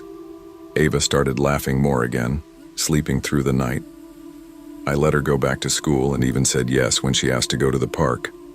But I never let her run ahead. I never left my phone volume off. And I never stepped inside a Walmart without checking every aisle first. Then, one rainy afternoon while grabbing a prescription after work, I saw something. A little girl, maybe 5, walking alone by the toy section, clutching a pink stuffed bear. Her mom was nowhere in sight. I felt it rise in me. That pulse, that instinct. Then I saw him. Not the same man, not paint jeans, but the posture was the same. Standing too still, watching too long, hands in his pockets. The mom appeared a second later, shouting the girl's name. She scooped her up. The man looked away, shuffled off. I walked out without my prescription, because it wasn't about him anymore. Not really. It was about all the versions of him, the watchers, the ones who know how to stay invisible just long enough, the ones who understand how no law gets broken if no words are said, no touch is made, no threat spoken aloud. Sometimes the threat is simply being seen, and now I see them too. Every aisle, every street. Every time I tuck Ava in, I watch the shadows on the wall a little longer. Maybe that's what being a mother is, loving something so fiercely that the whole world turns into a threat assessment. But it's also knowing how to keep them safe anyway, even when you're scared, even when no one else sees what you do. Because someone has to be the one who looks twice, every time. Trust your instincts, especially when it comes to your safety and the safety of your loved ones. We're often taught to be polite, to not cause a scene, to give people the benefit of the doubt. But when something feels off, it usually is. Speak up, ask for help, protect your space. Because not every danger announces itself with a weapon or a threat. Sometimes it walks quietly, smiles often, and waits for silence to become permission. It started with a walk-in shift and a headache. I was 22, working part-time in the bakery section of a Walmart supercenter in Hemet, California. I was also trying to hold together a GPA at the local community college, navigate financial aid bureaucracy, and most days just stay out of my family's orbit. I hadn't seen my dad since Thanksgiving. That night ended in shouting, slammed doors, and a text that simply read, "Don't come back if you can't respect this house." I didn't. My friend Bryce had an extra room near campus. I threw my duffel in the corner, picked up extra shifts, and told myself I'd figure it out later. It wasn't pretty, but it was mine. That Friday in March felt like any other. I clocked in at 5:59 p.m. sharp, tied my apron, and started rearranging the refrigerated cake display. Some kid had smashed the corner of a strawberry whip into the shelf, and the writing looked like a 4-year-old had used sidewalk chalk to spell happy birthday. I was elbow deep in frosting wipes when I heard him. That voice. Loud, impatient. "You're not listening." I said no chocolate. "She's allergic, damn it." I froze. My body knew it before my brain did. I turned, and there he was, Dad. Still in his work boots and a dusty flannel, barking at some poor teenage associate who looked like he wanted to evaporate. He hadn't changed much. Still walked like he owned the room, even when the room wasn't his. Still had that same hard edge in his voice, like every word had to fight its way out. He didn't see me at first, but I saw the contents of his cart, streamers, paper plates, a deflated balloon set with happy birthday and glitter, and a tub of vanilla frosting. I could have ducked into the back room, slipped past the dairy cooler. Anything, but my feet didn't move. He looked up, locked eyes. "Jaden?" I gave him a nod. "Yeah? Hey?" And just like that, the tension in his shoulders dropped. His whole posture changed, like someone had hit the dimmer on his anger and turned up the regret. "Didn't know you were working here," he said. "You look different." "I've been busy. Classes, work." He gave a dry laugh. "Still mad?" I didn't answer. What was the point? He motioned to the cart. "It's your sister's birthday. She's turning 9. We're doing something small. I tried to. You should come." It caught me off guard how normal he was trying to be. Like we hadn't exploded at each other 4 months ago in front of my grandma over college, money, and everything in between. "You used to be good at baking cakes," he added. "Figured you might want to make one." That was before you called me a disgrace in front of Grandma. The teenage associate slowly backed away, probably praying for invisibility. I didn't blame him. Dad sighed and rubbed the back of his neck. A familiar gesture. He only did that when he was unsure of himself, which wasn't often. "I was angry," he said. Away. You dropped out. You moved out. It felt like you were throwing your life. I wasn't, I said quietly. I was surviving. The words sat between us like a birthday candle no one wanted to light. Then he said, softer than I expected, "She misses you." I didn't know what to say. I just nodded and turned back to the cakes, pretending to rearrange the lemon bars. He left without another word. After the awkward bakery reunion, I tried to shake it off. I focused on the closing checklist: rotate the cupcakes, check the expiration on the pies, toss the stale muffins. But my mind stayed parked in that aisle, replaying everything. He'd shown up like he hadn't torn our family in half with his anger. Like it was just a minor storm we should have forgotten by now. That's the thing about people like my dad. They forget the thunder because they never hear their own thunder. Later that night, I was clocking out when the teenager from earlier stopped me near the break room lockers. His badge said Tyler. "Hey," he said, still chewing on whatever snack he'd smuggled from the deli. "That your dad?" "Yeah." He seemed intense. I smirked, slinging off my apron. He's not usually like that, unless he is. Tyler gave an awkward chuckle. "Family's weird." "Yeah," I said, grabbing my backpack. "That's one word for it." I walked out into the cold spring air, the kind that wasn't cold enough for a jacket but just chilly enough to make you feel small. I sat in my car for a long time, engine off, staring up at the Walmart sign. Glowing blue against the sky like a nightlight too tired to help. There were no tears, no rage, just silence. When I got back to Bryce's place, I opened my laptop to work on a midterm paper but just stared at the blank screen. Eventually, I typed out a short message. "Sunday at 3, right?" He replied almost instantly. "Yeah. Backyard. Just us." I didn't reply, just closed the laptop. Sunday came faster than I expected. I thought about ghosting it more than once, but something about the way he said "she misses you" stuck with me.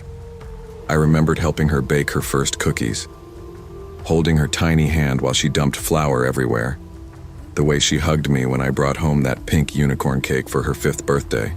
So I showed up, not with a homemade cake, just a smile and a gift bag from Target with glittery slime and a tiny sketchbook inside.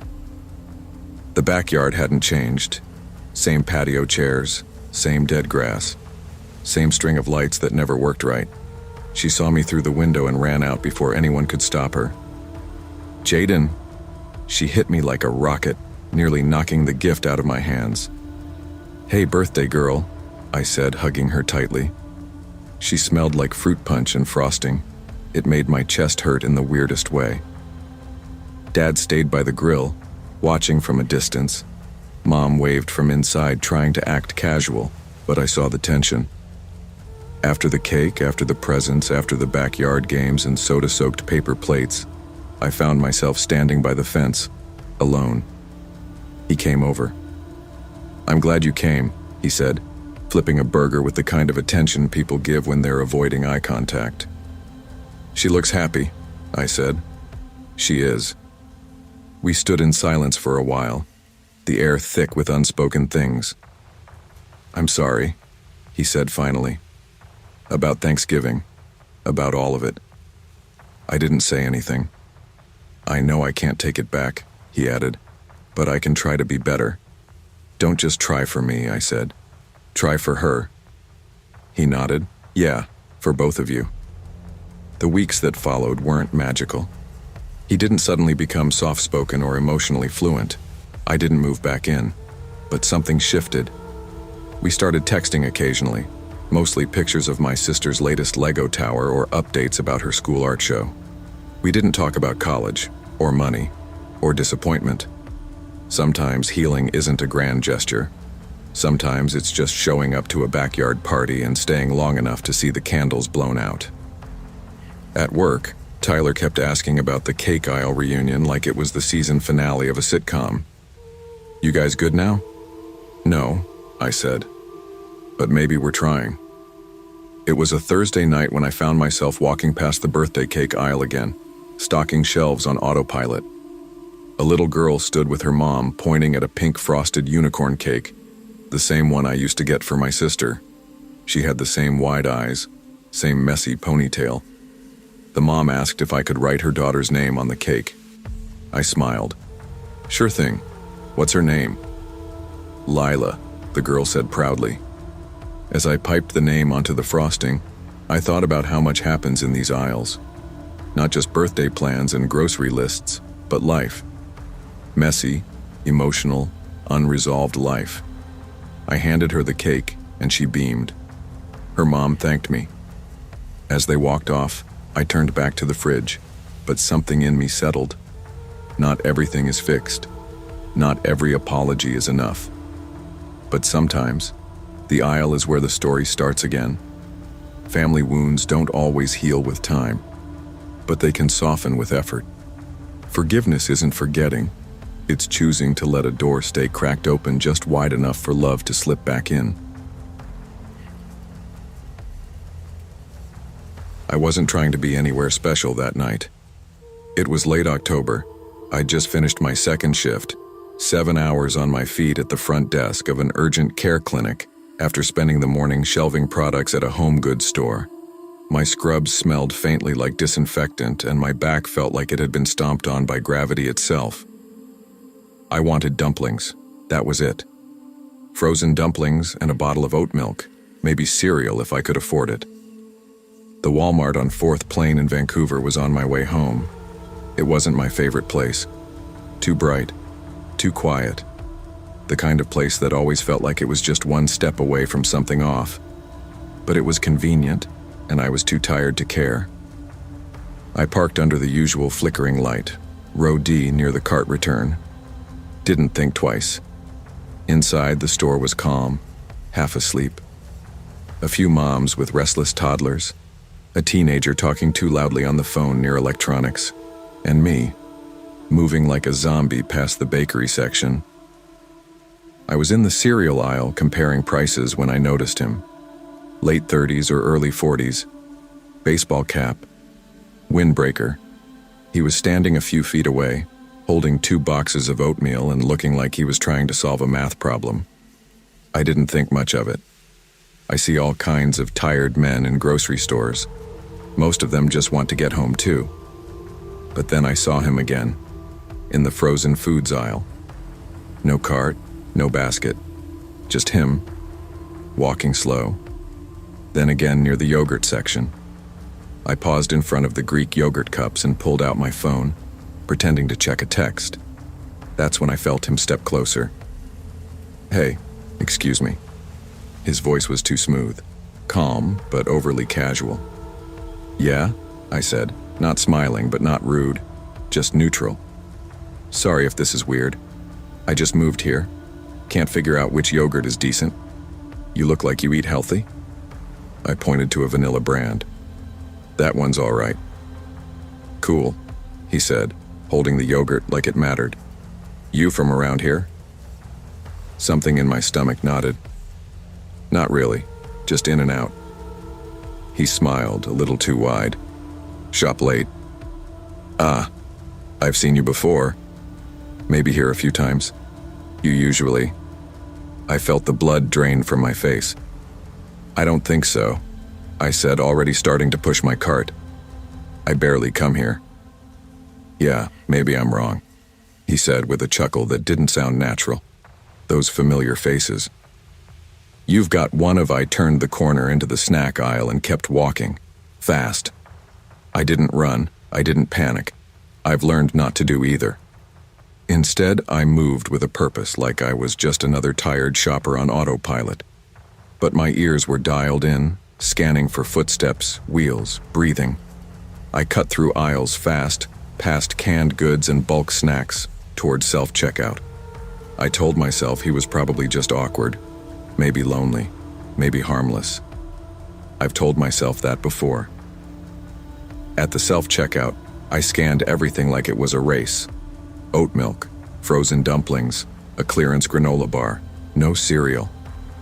My hands were trembling slightly, but I kept my face calm. Then I looked over. He was at a regular checkout line, not near the exits, just standing. Cart nearly empty, just a bottle of water and a pack of mints. I felt my heart thump. Why spend that much time in 3 aisles for just water and mints? I paid and walked toward the exit, pretending to answer a call. "Hey, yeah, just grabbing groceries.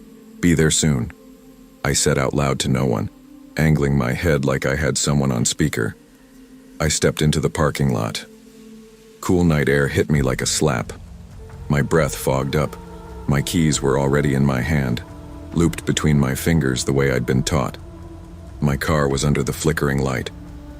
Halfway there, I saw movement in the side mirror, a figure behind me.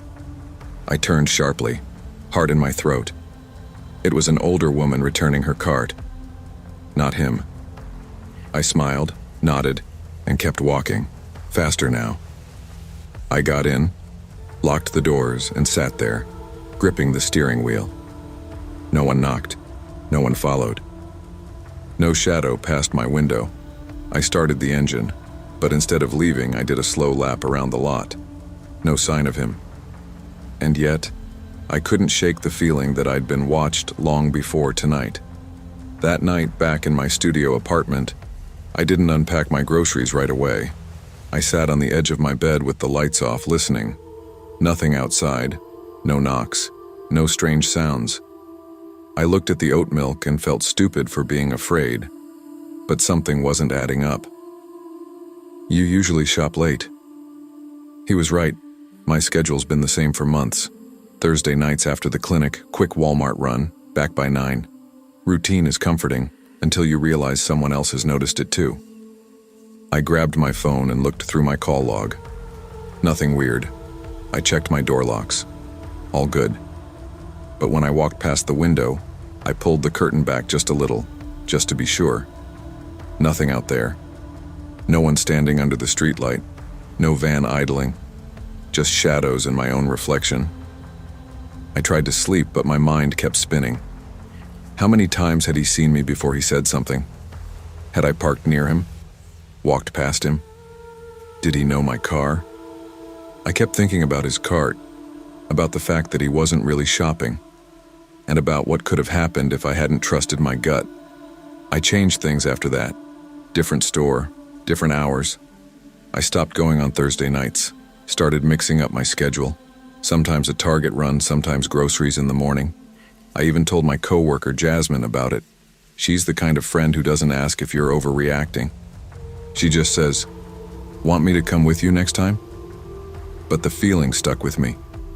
That eerie sense of being studied. I wasn't scared. Not exactly. I was alert. And there's a difference. Scared keeps you frozen. Alert makes you remember to check your mirrors, to make noise, to trust your instincts. The thing about stories like this is that they usually stop when nothing happens. Because nothing did. Because I left before something could. But that's the part that matters. A few weeks later, I was at a different Walmart across town grabbing cold meds. It was early afternoon. Flu season had hit the clinic hard, and I'd just finished a 10-hour shift. As I reached for a bottle on the top shelf, I heard a voice behind me. "Excuse me, do you know if this one's any good?" My heart jumped, but it wasn't him, just a tired dad holding 2 boxes of cough syrup, looking truly confused. I exhaled and helped him out. Not every stranger means harm, but I still walked a little quicker that day. Still checked my mirrors before leaving the lot. Still kept my keys between my fingers. Because some people don't want to hurt you, but some do. And you don't always get to know which is which until it's too late. Listen to your instincts. You don't owe strangers your time, your answers, or your trust, especially when something feels off. Your safety is not paranoia. It's wisdom wrapped in experience. Trust it. Protect it. You might never know how close the danger was, but that's exactly the point.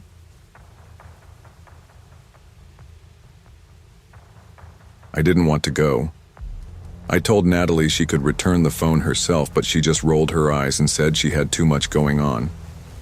The kind of too much that always seemed to show up when I asked a question she didn't want to answer. We'd been together 4 years. The last 6 months had felt like walking across a frozen lake. Every word, every look might crack the ice.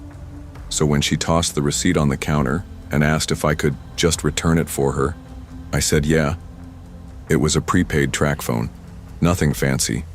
She claimed it had bad reception, that it glitched constantly, that the battery barely lasted a day. But she hadn't even opened it. The seal was still intact, which told me everything I needed to know. She didn't want it anymore because she didn't want me asking why she needed a second phone. Still, I figured the return would be simple, quick, in and out. I pulled into the Walmart on E. Hampton just after 6:30, just before the post-work crowd thinned out.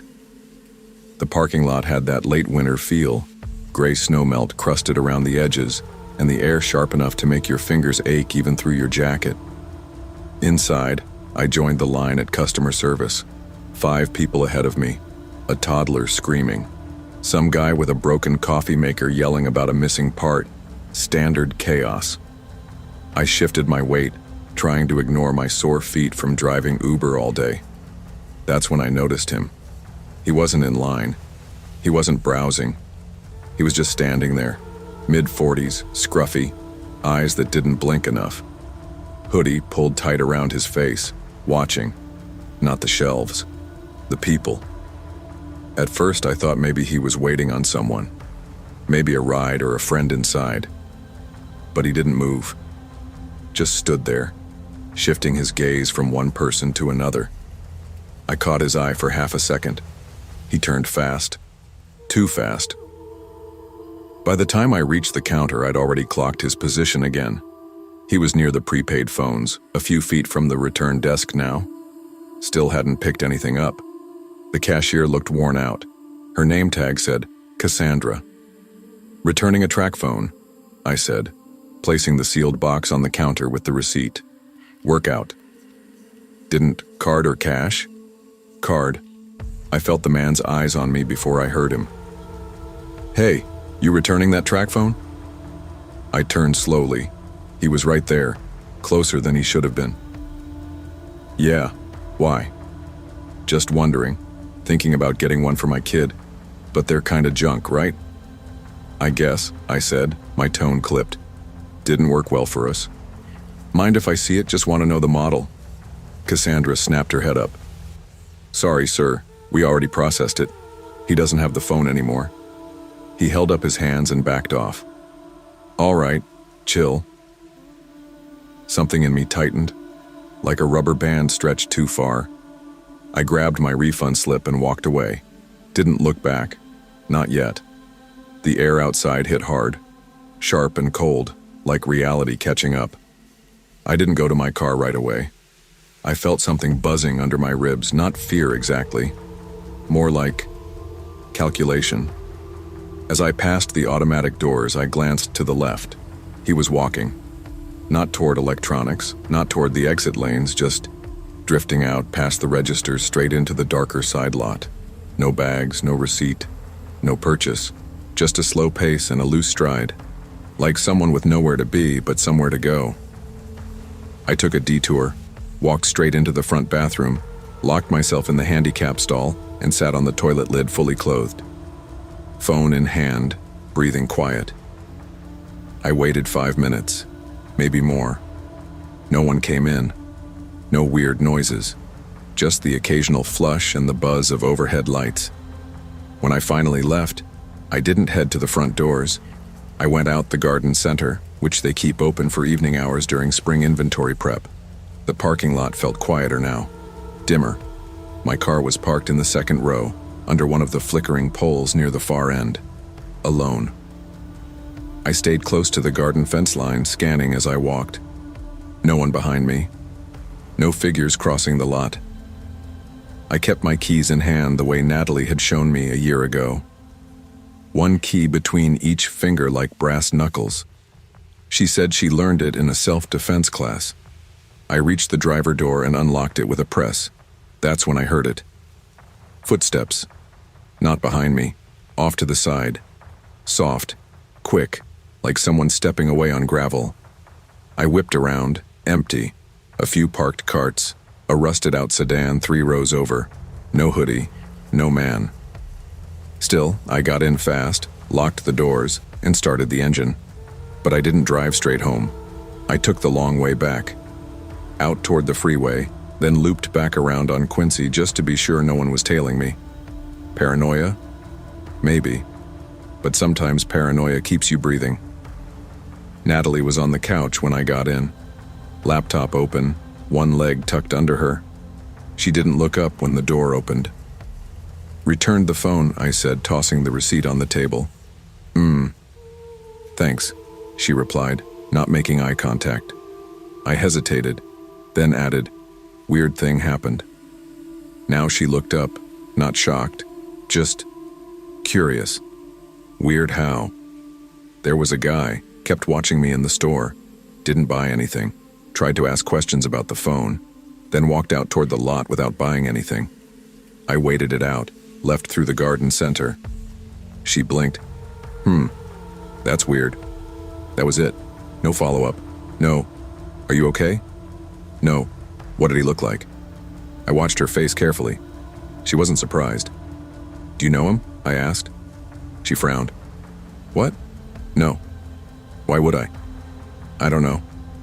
Maybe because you're acting like this happens all the time." She closed the laptop slowly. "Jordan, maybe you're just tired. Creeps exist. That doesn't mean it's about you." I wanted to believe that. I really did. But something in her voice was too calm, too practiced. Over the next few days, I couldn't shake the feeling. The way he asked about that phone, the way Natalie didn't react, the way she closed her laptop.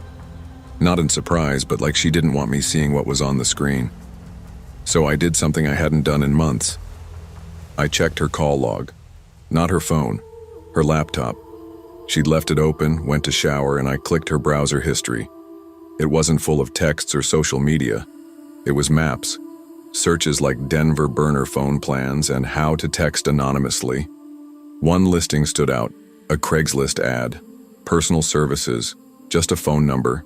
I wrote it down, tried calling it from a blocked number the next day. No answer. Later that evening, I asked Natalie again, calmly, "Was that phone really for you?" She didn't answer, just left the room. It's been 3 weeks since that night. We don't talk much anymore. She keeps her phone locked, her location off. I sleep less, drive more, and keep my eyes open in parking lots. I think about that man in the hoodie more than I want to. About what might have happened if I'd gone straight to my car, or if I'd shown him the phone, or if he'd been waiting for someone else entirely. There's no ending here. No arrest, no confrontation, just quiet space where trust used to live. But I still look around now, everywhere I go, and I always back into parking spots. Because even when the threat disappears, the lesson doesn't. The people closest to us don't always tell us everything, and strangers often tell us nothing at all. Trust is fragile, instincts are louder than excuses, and sometimes the scariest part isn't what someone did. It's what they almost did while you weren't looking. Stay aware, ask the hard questions, and don't ignore the silence between the answers. Long before I was afraid of self-checkout machines, I was afraid of silence. That's something you never expect to learn about yourself until life gets too quiet, until the house is still for days and no one calls just to hear your voice. Before my divorce, I thought silence was peace. Now, most nights, I fill it with reruns of sitcoms I've already memorized. Laughter from someone else's script. A voice that doesn't ask anything of me. It was a Tuesday. One of those Missouri spring evenings where the wind still stings, and you wonder why you didn't just order in again. I'd had a long day. One of my junior students plagiarized a full essay on Of Mice and Men. Not even subtly, just copied and pasted from a SparkNotes summary. When I reported it, the principal tossed it back to me like a hot potato. "You're good at these things, Emily. Handle it how you see fit."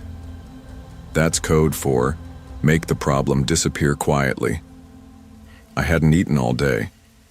The fridge had nothing but mustard and an old bag of grapes that looked like shriveled marbles. I didn't want to go, but I got in the car anyway and drove to the Walmart neighborhood market just off End Church Road. It was 9:15. They close at 10. I figured I'd have time. The parking lot was nearly empty. Fluorescent lights buzzed against the dark sky. I stepped inside and was hit by that oddly familiar mix of chilled air, detergent, and bananas. The place was mostly deserted. A teenage stock boy in a navy vest was restocking frozen vegetables. He looked up briefly, then went back to his task. That was fine. I didn't want to be noticed. I moved quickly. Carton of eggs, bag of spinach, OJ, cereal, a frozen meal just in case. That was it. I just wanted to get in and out. At the self-checkout, I scanned everything. I reached for my card and swiped. Card declined. I stared at the screen. Tried again. Card declined. I pulled out my phone to check my banking app. The balance was fine. Rent had cleared. I hadn't overdrawn. And that's when a voice behind me made me flinch. Need help with that? He wasn't in a vest. Mid-30s maybe. Messy hair. Dark green flannel shirt over a gray t-shirt. His jeans were worn at the cuffs, and his eyes had that exhausted look I'd seen on people riding late buses. Men trying not to be noticed. "No, I'm okay," I said quickly. "Thanks." He stepped closer, just enough to make my skin crawl. "Sometimes these things glitch," he said. "Happens to me. Try cash?" "I don't have any." He didn't move, just stood there like he belonged. I glanced around. The teenage stalker was gone. The register desk was empty. No one in sight. "I think I'll just leave it," I said, forcing a smile. I hit cancel on the screen. The scanner beeped angrily. I turned and walked off, leaving the basket behind. As I neared the exit, I heard him say something. Barely a whisper. "I know what it's like when it gets tight." I didn't respond, didn't slow down, but that sentence stuck in my head. It wasn't just about money. It felt closer than that. Outside, my hands trembled slightly as I unlocked my car. He wasn't behind me. The glass doors stayed shut. I drove home with the heat on full blast, gripping the steering wheel like it could anchor me back into the real world. The next day, I tried to forget it. I told myself it was a weird moment. Everyone has them. Some guy hovering at checkout, maybe lonely, maybe unstable, maybe just trying to help in his own awkward way. That's what I said out loud as I got dressed for work, but I kept checking over my shoulder in the teacher's lounge, kept glancing out the classroom window like I expected to see someone watching from the parking lot. I didn't tell anyone. It felt stupid. I teach 16-year-olds how to interpret symbolism and write personal essays. I couldn't exactly walk into the front office and say, "A man looked at me weird while I was buying spinach." But then things got strange again. It started with a phone notification just after lunch. Your Walmart account was accessed from a new device. I didn't even know I had a Walmart account. I opened the app. It showed a device in Kansas City, an iPhone. Not mine. 2 password reset attempts had been made overnight. My stomach dropped. I changed the password. Set up 2-factor authentication. That night, I changed every password I could remember. Google, bank, school email, Amazon. I even updated my Netflix login just in case. I told myself it was a coincidence. But by Friday, our school's IT department contacted me. "Emily, we had some unusual activity on your email. Multiple login attempts from out-of-state IPs. We're resetting your credentials just to be safe." I thanked them and pretended it was fine, but it wasn't fine. At night, I'd walk past my window and feel like I was being watched. The glow of the streetlight outside felt harsher than usual. My dreams became muddy and stressful. I'd wake up with the weight of someone's eyes on me. The more I thought about it, the more that sentence haunted me. I know what it's like when it gets tight. It wasn't just a financial metaphor. It felt like something deeper, like pressure, like being cornered, like being strangled, tight. The following Tuesday, I decided not to go out. I ordered groceries online. It felt like giving in, but I couldn't face that parking lot again. Not yet. I watched the delivery window like a hawk. When the driver arrived, I checked through the peephole before opening the door. Teenager. Harmless. I thanked him and locked up again. But something was off in the order. I had asked for almond milk, But there were 2 bottles. I asked for apples, got none.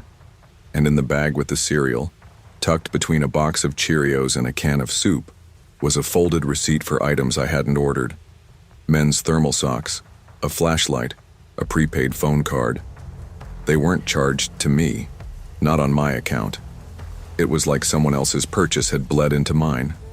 I called customer service. The woman on the line was polite but confused. "That's not possible, ma'am. Orders are bagged individually." "Could this have come from another cart by mistake?" "Not usually," she said. "Each picker uses a separate bin." I asked her to double-check. She said she would escalate the issue. I hung up and stared at the flashlight. It was a cheap one, plastic casing, still in the packaging. I threw it in the trash. But that night, my power went out. Only for a moment. Just long enough for every room to go dark. My heater clicked off. The fridge went silent. Then it came back. "A blip," the power company said. "Nothing to worry about." But I didn't sleep well that night. On Thursday, I went back to the store. Not because I wanted to, because I needed to know if he was real. Part of me had begun to wonder if I imagined it, like a ghost from a stressful week, a shadow of fear wearing a man's face. The Walmart neighborhood market looked exactly the same. I parked closer this time, waited a moment before getting out. I checked my mirrors 3 times. Inside, the lights were bright, the staff visible. I walked fast. Eggs, apples, bread, milk. I didn't see him. Not in frozen foods, not in the aisles, not at checkout. I paid in cash. As I exited, I passed a corkboard near the front doors. A community announcements thing. Babysitters, dog walkers, piano lessons. Pinned near the corner was a photo. A man's face printed in grainy black and white. Missing. Name, Jeremy L. Last seen, April 2022. Wearing, green flannel shirt. I stopped cold. It was him. The same eyes. The same tired mouth. Even the shirt matched what I remembered. I snapped a photo of the flyer and left without looking back. At home, I looked it up. Nothing came up except a low-res copy of the same flyer. No news reports. No follow-ups. The original Reddit thread where it was posted had no comments. Just vanished. Like he was never there. That Friday, I got an envelope in the mail. No return address. Inside, a single receipt. From Walmart. My name on it. Dated the Tuesday I saw him. Items listed: eggs, spinach, cereal, orange juice. Total, $19.14 payment method, cash. But I never bought those items. I left them at the register. I stared at it for a long time. That receipt had no business existing. It suggested a purchase that never happened, or worse, one I didn't remember making. I shredded it, burned the pieces in a dish on my balcony, and I haven't shopped at that store since. But sometimes, late at night, I'll be scrolling online and something will flicker. An old banner ad I don't remember clicking. A password reset email I didn't request. And always, that voice in my head, like a whisper from behind me in a quiet aisle. I know what it's like when it gets tight. Trust your instincts. Even in mundane places when something feels wrong, it often is. Discomfort is a form of awareness. Fear isn't always irrational, it's protective. When the world seems too quiet, pay attention to what's hiding in the silence. People always assume the worst part of a breakup is the moment you leave, but that's not true. Not for me. The worst part came later, after the bags were packed, after the ugly crying and the locked social media accounts. The worst part was the silence, the feeling that maybe you imagined how bad it was, because no one else saw it. Not the manipulation, not the gaslighting, not the way he made every apology sound like it was your fault. Tyler was the kind of guy people liked at first. He smiled easy, made jokes, helped people move furniture. The kind of man who fixed your cabinet doors before you even asked. And for a long time, I let those surface things convince me I was lucky. I wasn't. What I was stuck. We dated for 3 years, moved in together after 6 months because he said it just made sense. At first it did, but slowly, the house filled up with tension, with phrases like, "You always twist things," or "You're overreacting," or the classic, "You're too sensitive, Lena." It wasn't dramatic, no holes in the wall, no bruises, but it was constant, tiny cuts that built into something harder to name. He'd scroll through my texts when he thought I was asleep. He'd comment on how I dressed, ask who I was trying to impress. He'd accuse me of pulling away if I went for a walk alone. The last fight was over nothing, as always. I don't even remember what started it, but I do remember the way his voice dropped to a whisper, sharp and cold. "No one else will put up with you."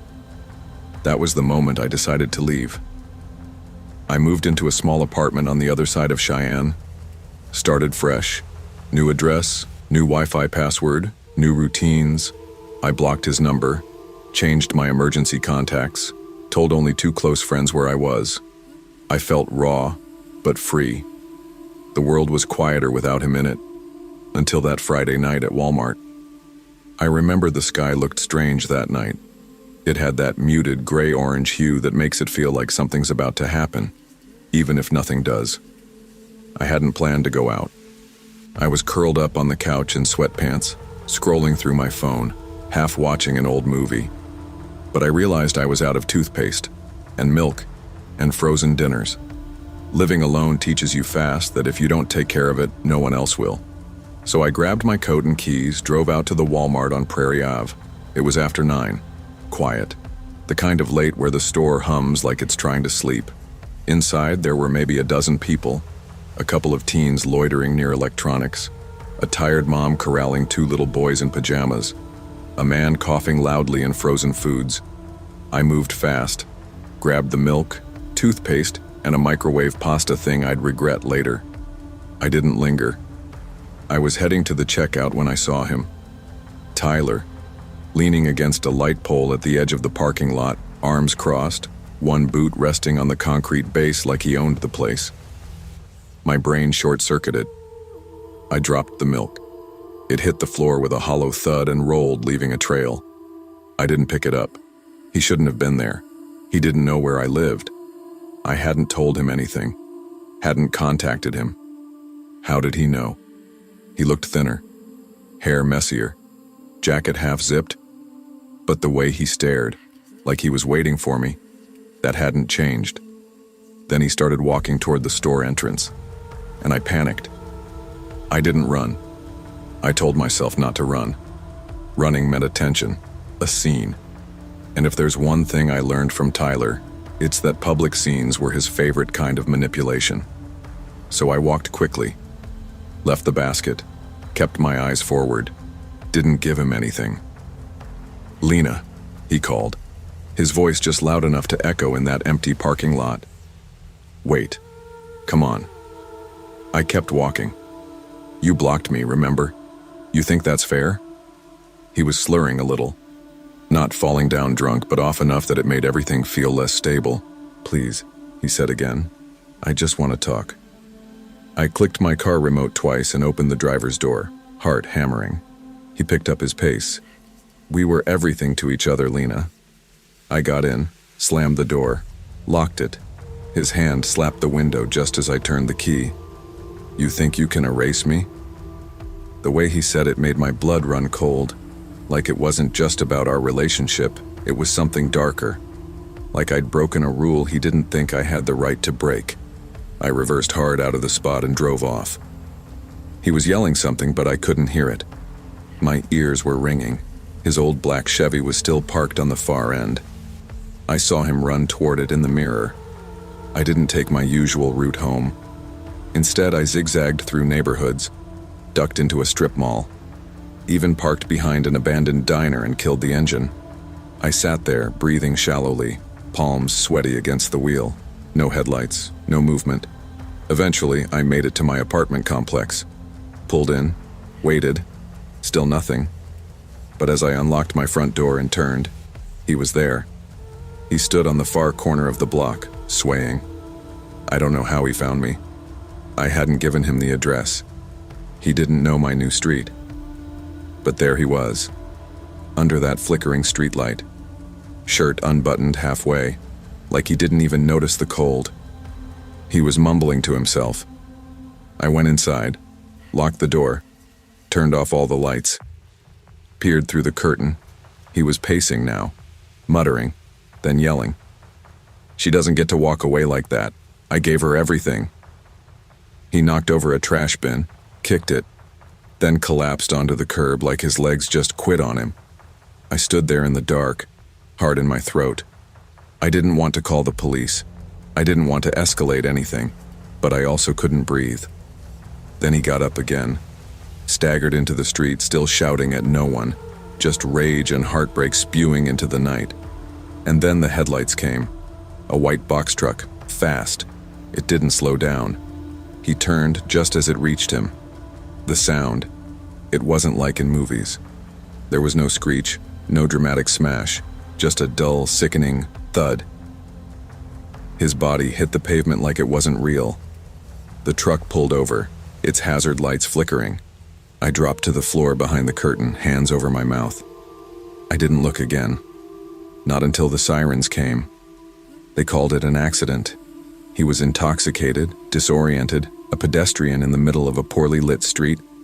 No drugs in his system, no suicide note, just a tragic end to a troubled man. That's what the news said. 2 paragraphs in the local column. Nothing about how he found me. Nothing about how he screamed my name just moments before. I didn't go to the memorial. I didn't speak to his family. But I did write down everything that happened. Every word. Every time he twisted love into control. Every lie I told myself to stay longer. It's been months now. And I still flinch when I hear certain voices. Still double-check my locks. Still dream about the impact. I didn't want him dead. That's the part that's hardest to explain. I just wanted him gone. He was the first person I ever loved. And the last person who ever made me afraid to breathe. His last words to me weren't spoken. They were screamed through a parking lot, wrapped in desperation. And I hear them sometimes in the quiet, when I let myself remember. You think you can erase me? No, Tyler, I can't erase you, but I can survive you. Leaving isn't the end of fear, but it's the beginning of freedom. Emotional abuse doesn't always leave visible scars, but it does leave weight. Fear, guilt, confusion. Trust your instincts. No apology or memory is worth losing yourself. You don't owe anyone your peace, especially the ones who broke it. It's strange how quickly normal can turn to danger. For most people, Friday nights meant dinner out, movie plans, noise, and laughter. For me, they meant Walmart. Every Friday after I clocked out of my second part-time job, I picked up Noah, and we'd stop at the Stillwater Supercenter for groceries. It was our routine, predictable, familiar. I always tried to keep things steady for him. Noah's 15. He's my little brother, but in a lot of ways, I'm more like his guardian. Our parents passed away 3 years ago, and it's been the 2 of us ever since. He's autistic, verbal but easily overstimulated, especially by loud or unpredictable noises. Sudden changes in energy throw him. A toddler's scream. Someone slamming a shopping cart. Raised voices. They all hit him like a fire alarm inside his skull. That's why we always had a plan. I carried his noise-canceling headphones in my bag, practiced breathing exercises with him in the car, and stuck to the outer aisles where it was quieter. I knew how to read his signs. The hand tapping, the shallow breathing, the clenched jaw. That night, though, things felt off from the moment we walked in. The store was louder than usual. Shelves half-stocked, carts jammed in every aisle. Kids were crying. A man near the pharmacy was pacing with his phone, yelling into it like the person on the other end was a mile away. I instinctively reached for Noah's hand, felt him tense. We moved through produce and frozen foods quickly. Milk, rice, a couple of frozen dinners, canned beans. Noah was doing okay. Quiet but alert, hanging onto my elbow. Then we got to the dairy aisle, and he started to spiral. Noah dropped his armful of groceries without warning. His hands flew to his ears and he crouched, rocking lightly. I immediately crouched with him, blocking him from the oncoming cart traffic. "Breathe with me," I said softly. "In through the nose. 1, 2, out through the mouth." He tapped his thighs like a metronome. I reached into my bag and handed him the headphones. He shoved them on quickly, then looked at me, eyes wide, pleading for calm. I nodded, holding his shoulders gently. It wasn't the worst episode. We'd had worse. I was getting him to stabilize. His breathing was slowing when I heard the voice. Louder than anyone else. The man from earlier. Not on the phone anymore. He was in full meltdown mode. "Y'all think I don't see what you're doing, following me around like I'm some criminal. What's your problem, huh?" He was yelling at a Walmart employee, an older man, maybe in his 60s, wearing a yellow vest. The employee looked startled but was trying to keep his tone low. The man wasn't having it. He accused the employee of watching him, then turned his attention to another customer who happened to glance his way. "What you looking at, huh? Think you're better than me?" I pulled Noah to his feet gently. We started to move away. I didn't want us anywhere near that scene, but we weren't fast enough. He saw us. "Y'all staring too? What's with everyone watching me tonight, huh?" The voice hit me from across the aisle like a gunshot.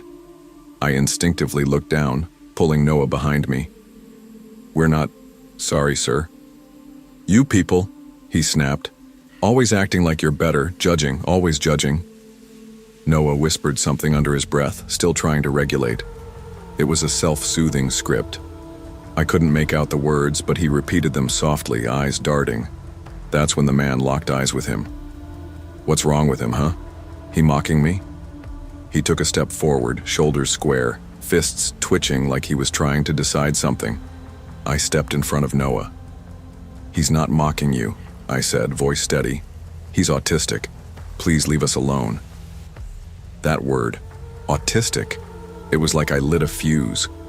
The man's jaw clenched, his nostrils flared, and for a second, I thought he was going to hit me. But then mercifully a store manager appeared. Mid-30s, tie half loose, holding a walkie-talkie like it was a badge. He placed himself between us and the man immediately, voice calm but direct. "Sir, I need you to come with me. Let's take a walk. Right now." "I'm not doing anything," the man barked. "She started talking to me." "She asked you to walk away," the manager said. The man stood still, then muttered something I couldn't hear. Something dark. He turned and walked off with the manager behind him. I exhaled so hard my vision blurred.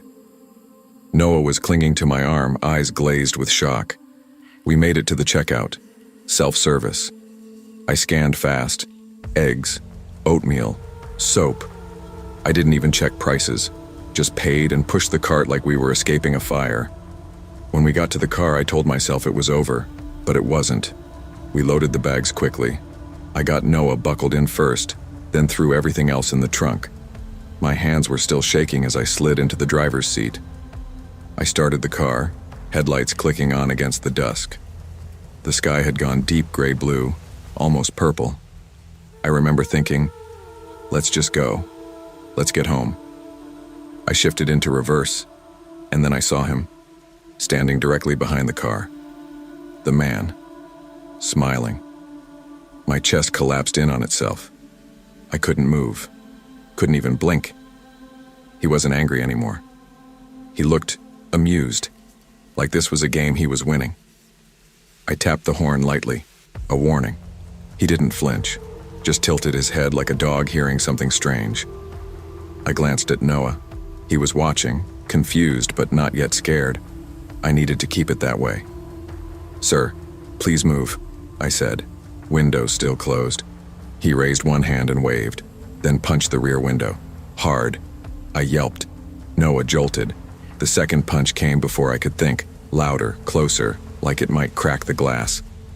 I slammed the car into reverse and hit the gas, not hard enough to hit him, but fast enough to push him back. He stumbled, caught off balance, and I swerved out of the space, tires screeching. I didn't stop, didn't even look back. We blew past the red light at the next intersection, didn't slow down until we hit Main Street. Only then did I pull over. I checked on Noah. His headphones were on, but he was curled up, hands over his face. "I'm sorry," I whispered. He didn't answer. Later that night, the police told me what I already suspected. The man had a record, multiple assault charges over the past decade, trespassing, disturbing the peace. One incident at a fast food place where he'd locked himself in a restroom and punched a mirror. Another at a bus station where he'd attacked someone for looking at him too long. He'd been banned from stores before. Mental health episodes were part of it, they said, but that didn't make him any less dangerous. I filed a report. They pulled surveillance footage, promised to follow up, but I could tell by the way they spoke that nothing would really come of it. Because we got away. Because it didn't get bad enough. I lay awake that night staring at the ceiling, playing it over and over. What if we'd left the store 2 minutes later? What if I hadn't noticed him behind the car? What if there had been no manager nearby? Noah wouldn't have been able to run, not with all that noise, not in the dark. He would have frozen or panicked or shut down completely. And me? I don't know what I would have done. But I do know this. Walking away doesn't always keep you safe. Sometimes danger follows. Staying alert can save your life. But speaking up can save someone else's. We're often told to avoid confrontation, to walk away. And sometimes that's smart. But there are moments, quiet, terrifying moments, where stepping between danger and the vulnerable is the only thing that matters. Not everyone has the ability to protect themselves, so when we can, we must. Even when our voice shakes, even when our hands tremble. Courage doesn't feel brave when it happens, it feels like survival. Long before I ever heard the word trafficking outside of news clips or cable documentaries, I thought I was doing everything right. I was a single mom, working full-time at a medical clinic on the south side of Albuquerque, trying to juggle rent, snacks, bedtime routines, and a 4-year-old who still thought I was magic. My name's Callie Mendez. I was 28 the year it happened. Sierra had just started pre-K. I had just gotten out of a nasty breakup, the kind that makes you question if your gut instinct is worth a damn. We had just moved to a smaller apartment closer to my job. It wasn't perfect, but it was safer, more residential, neighbors who waved, a few moms with strollers around the complex. I was trying to reset our lives. And if I'm being honest, I was doing okay. Or I thought I was. It was a Saturday. Hot, dry, busy. I always hated grocery shopping on weekends, but Sierra had run out of yogurt pouches and we needed the usual. Paper towels, laundry pods, stuff for lunches. Walmart was packed, carts bumping into each other, toddlers crying, couples arguing over coupons. I almost turned around in the parking lot, but we were already there, and Sierra was begging for those little marshmallow cookies shaped like animals. We went in, I grabbed a cart, strapped her in with a pack of fruit snacks and her pink water bottle, and we made our rounds like always. I kept to the edges, avoiding the center chaos, past hardware, then health and beauty, on toward cleaning supplies. That's when Sierra spotted the big bin of stuffed animals near the seasonal aisle. "See?" she asked, already wriggling out of the strap. "Can I go?" It wasn't far, maybe 15 feet. I could see her the whole time, and I swear I looked up every 5 seconds. I even said out loud, "Okay, baby, just stay where I can see you." But I guess it only takes 3 seconds. I remember comparing prices on 2 bottles of detergent. One name brand, one store brand. I blinked, glanced up. She was gone. At first I didn't panic. Not really. I looked left, looked right. I figured she'd just crouched behind the bin or wandered to the next one. I called out her name. "Sierra?" Nothing. I pushed my cart around the display.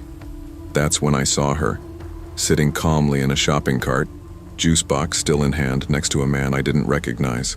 Tall, hoodie, gray and faded, jeans. Nondescript, except he wasn't looking down at her. He wasn't talking to her. He was just walking fast toward the back end of the store. Garden section. For half a second, I thought maybe she'd climbed into someone else's cart by accident. She was friendly, a little too friendly sometimes. But something in my stomach turned cold. "Excuse me," I called out, still confused. "Sir?" He didn't stop. Then everything in me shifted. "Hey, that's my daughter. Stop!" He turned slightly, met my eyes, and for a second, I'll never forget the way he looked at me. Blank. Like I wasn't even human. Like I was a fly buzzing in the background. Then he pushed the cart faster. I didn't think.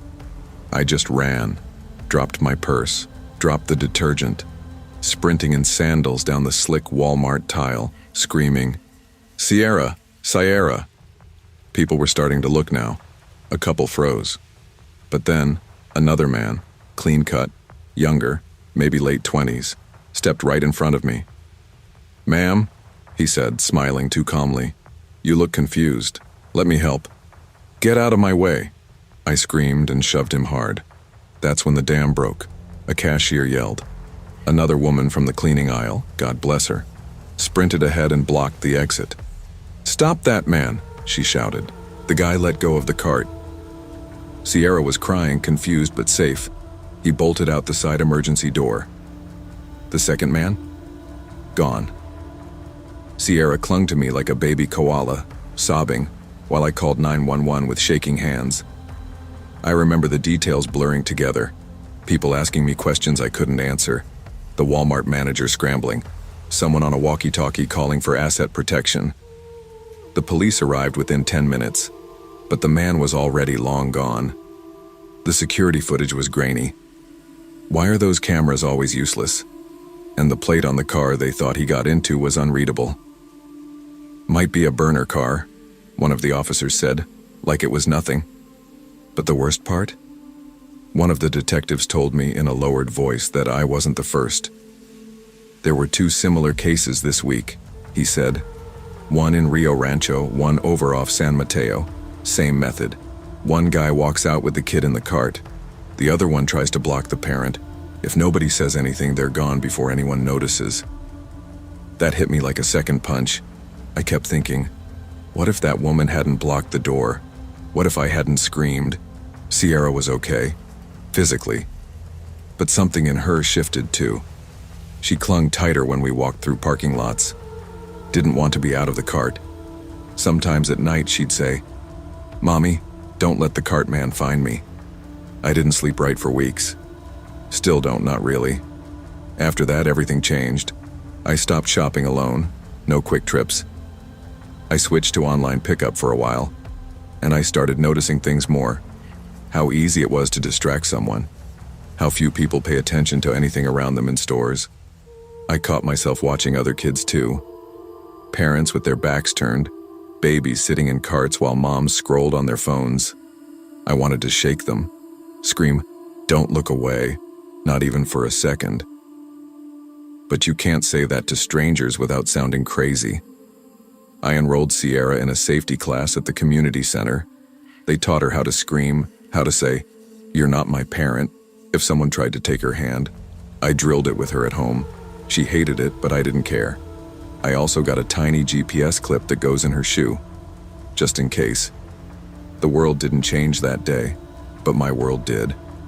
I learned that predators don't always wear trench coats or lurk in alleys. Sometimes they walk right past you, smile like customers, talk like helpers, and they count on the chaos. They count on you being tired, distracted, rushed, kind. It's been almost a year now. Sierra just turned 5. We celebrated at the park with cupcakes and a Paw Patrol cake. She doesn't talk about that day much anymore, but I do. I tell other parents, I tell coworkers. I even shared it at a PTA meeting once. And every time someone's eyes go wide like it never occurred to them something like that could happen in a place so ordinary. That's what still scares me most. How close they got. How easy it was. How no one noticed until I screamed. So I scream for her in a different way now. I tell people, watch your kids, stay off your phone in stores, trust your gut. Even if it feels awkward, even if it feels rude. Better rude than silent. Better a panic that turns out to be nothing than a silence that becomes a headline. And Sierra? She still sits in the cart sometimes, but now she always asks, "Mommy, you're watching me, right?" And I always answer the same way. Always, baby. Always. Danger doesn't always look like danger. It often wears the mask of normal life. Always trust your instincts, protect your children with vigilance, and never assume someone else is paying attention. In a world full of distractions, awareness is your first and best defense. I never go into Walmart for more than a few things. That Tuesday was no different. It had just finished raining, one of those steady North Carolina drizzles that turns every parking lot into a slick mirror. I had just gotten off a phone call with one of my boys from the youth center, DeAndre, 13, sharp kid, been struggling with some nonsense at school, another bullying issue. That kind of call stays with you. I told him I'd check in later, then parked, left the car running for a second, and just sat there. I was tired. Mentally, more than anything. Tuesdays always feel like leftovers from Monday, just slightly reheated stress. But I needed a few basics. Rice, shampoo, maybe a new tub of protein powder since mine was down to dust. I pulled my hood up before stepping out. Not trying to make a fashion statement, just didn't feel like getting my scalp wet. It was about 3:10 p.m. Not many people inside, mostly older folks and a few moms with little kids. The fluorescent lights buzzed above like they always do, giving the whole place that washed-out look. I moved quickly, sticking to my list. The first weird moment came near the shampoo section. I was comparing labels, figuring out whether to go with the usual or try something new with tea tree oil, when I noticed a young white woman pushing a stroller. She looked tired, maybe mid-20s, thin ponytail, leggings, oversized sweatshirt. She passed me once, then again, then a third time, this time glancing quickly and pulling out her phone. Didn't say anything, didn't make eye contact, just walked off. I didn't think much of it. People walk back and forth in stores all the time. I grabbed the bottle and moved on to dry goods.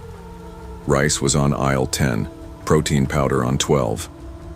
I remember that clearly because I was moving fast, trying to beat after-school traffic on the main roads. It wasn't until I reached self-checkout that I felt the eyes on me. I had 3 things in my hands. No cart, no basket. I scanned the shampoo first. That's when they approached. 2 men, late 30s maybe, both wearing Walmart security vests, badges swinging on lanyards. One bald, one with a clipboard. "Sir, we've had a concern. We need you to step aside and speak with us." I turned slowly, confused. What kind of concern? "There was a report of suspicious behavior in the baby aisle," the bald one said. "We just need to clear it up. Won't take long." I blinked. Baby aisle? I haven't even been near the baby aisle. The one with the clipboard motioned politely but firmly. "Let's just step back here." They didn't touch me, didn't cuff me, but it didn't matter. Everyone around us was watching. The cashiers, the older woman with a cart full of laundry soap, a teenager holding a bag of Takis. I felt their eyes burning into me as I followed these men past the registers, past the electronics department, into the back hallway where the floors suddenly turned gray and industrial. Inside a small, cluttered office, they asked me to sit. A monitor played security footage on loop, black and white, high angle. I could barely make out faces. "Do you know this woman?" the clipboard guy asked. He pointed to a blurry figure pushing a stroller. I squinted. "No." "Have you spoken to any children in the store?" I laughed once, not because it was funny, just disbelief. "No, I haven't talked to anyone in this store." "Why did you switch aisles so often?" I kept my voice level. "Because I was shopping. Rice, shampoo, protein, that's it." They didn't say much after that, just watched the footage, rewound, watched again. Clipboard guy took notes. Bald guy leaned against the wall, arms crossed. 30 minutes went by, maybe more. Eventually, they both leaned back from the monitor. Clipboard guy cleared his throat. Well, based on the footage, it looks like you remained in the same general aisles. She passed by you a few times. Looks like she may have gotten the impression you were following her. I stared at him. Office? So, she thought I was following her, so that's enough to pull me into a back. He shifted, uncomfortable. It was a complaint. We have to take those seriously. Sure, but nobody checked the footage before bringing me back here? The bald one finally spoke again. It's just protocol, sir. Protocol, I repeated, more to myself than anyone else. They didn't apologize, didn't offer me a voucher or a manager or even a nod of embarrassment. Just a cold, you're free to go.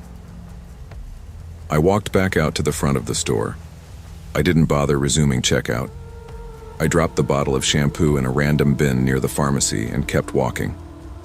The receipt was still in my pocket, crumpled and useless. Outside, the rain had stopped, sun peeking through the clouds like nothing had ever happened. But something had. Something had definitely happened. I sat in my car for a while before turning the ignition. You'd think I'd be used to this. I'm 36. I've lived in Fayetteville my whole life. Army vet, youth counselor. I don't raise my voice. I don't posture. I don't wear sagging pants or flashy chains. I've been pulled over for nothing. I've been followed in stores. But it still catches you off guard. The sudden shift from person to suspect. I thought about how fast it could have gone differently. What if I'd raised my voice? What if I'd walked toward the woman to ask why she kept circling me? What if I'd refused to go to the back without seeing proof? The fact is, I know the rules. I learned them early. Rule 1, stay calm, even if you're boiling inside. Rule 2, keep your hands visible. Rule 3, never ever lose your cool, because losing your cool gets redefined when you look like me. I didn't go back to that Walmart for months. I started using a grocery delivery app, avoided public errands if I could. It wasn't fear, not exactly, more like weariness, a tiredness deep in the bones. Because it's not about the one incident. It's about how many you carry with you, and how light you have to pretend they are just to keep moving through your day. Later that night, I got a text from DeAndre again. Said a kid threw his lunch tray at him in the cafeteria. Said the teacher told him to just ignore it. I called him right back, let him vent, told him to breathe, told him I was proud of him for keeping his cool. I meant it. After we hung up, I thought about what I wanted to teach him, what I should be teaching him. I thought about how the world reads our bodies, our presence, how quick people are to assume, how slow they are to apologize. I thought about the look on that woman's face, that flash of suspicion, and how that moment, whether she meant it or not, became a chain of consequences. I keep telling the kids at the center, control what you can control. But I wish I could promise them more. I wish I could tell them the world would see them clearly. But sometimes all I can say is, stay calm, be smart, make it home. Perception shapes reality, but not always truth. We live in a world where fear and bias can turn an ordinary moment into an accusation. It's a reminder to slow down, look again, and question your assumptions. Because what you think you see could ruin someone else's day, or worse, their life.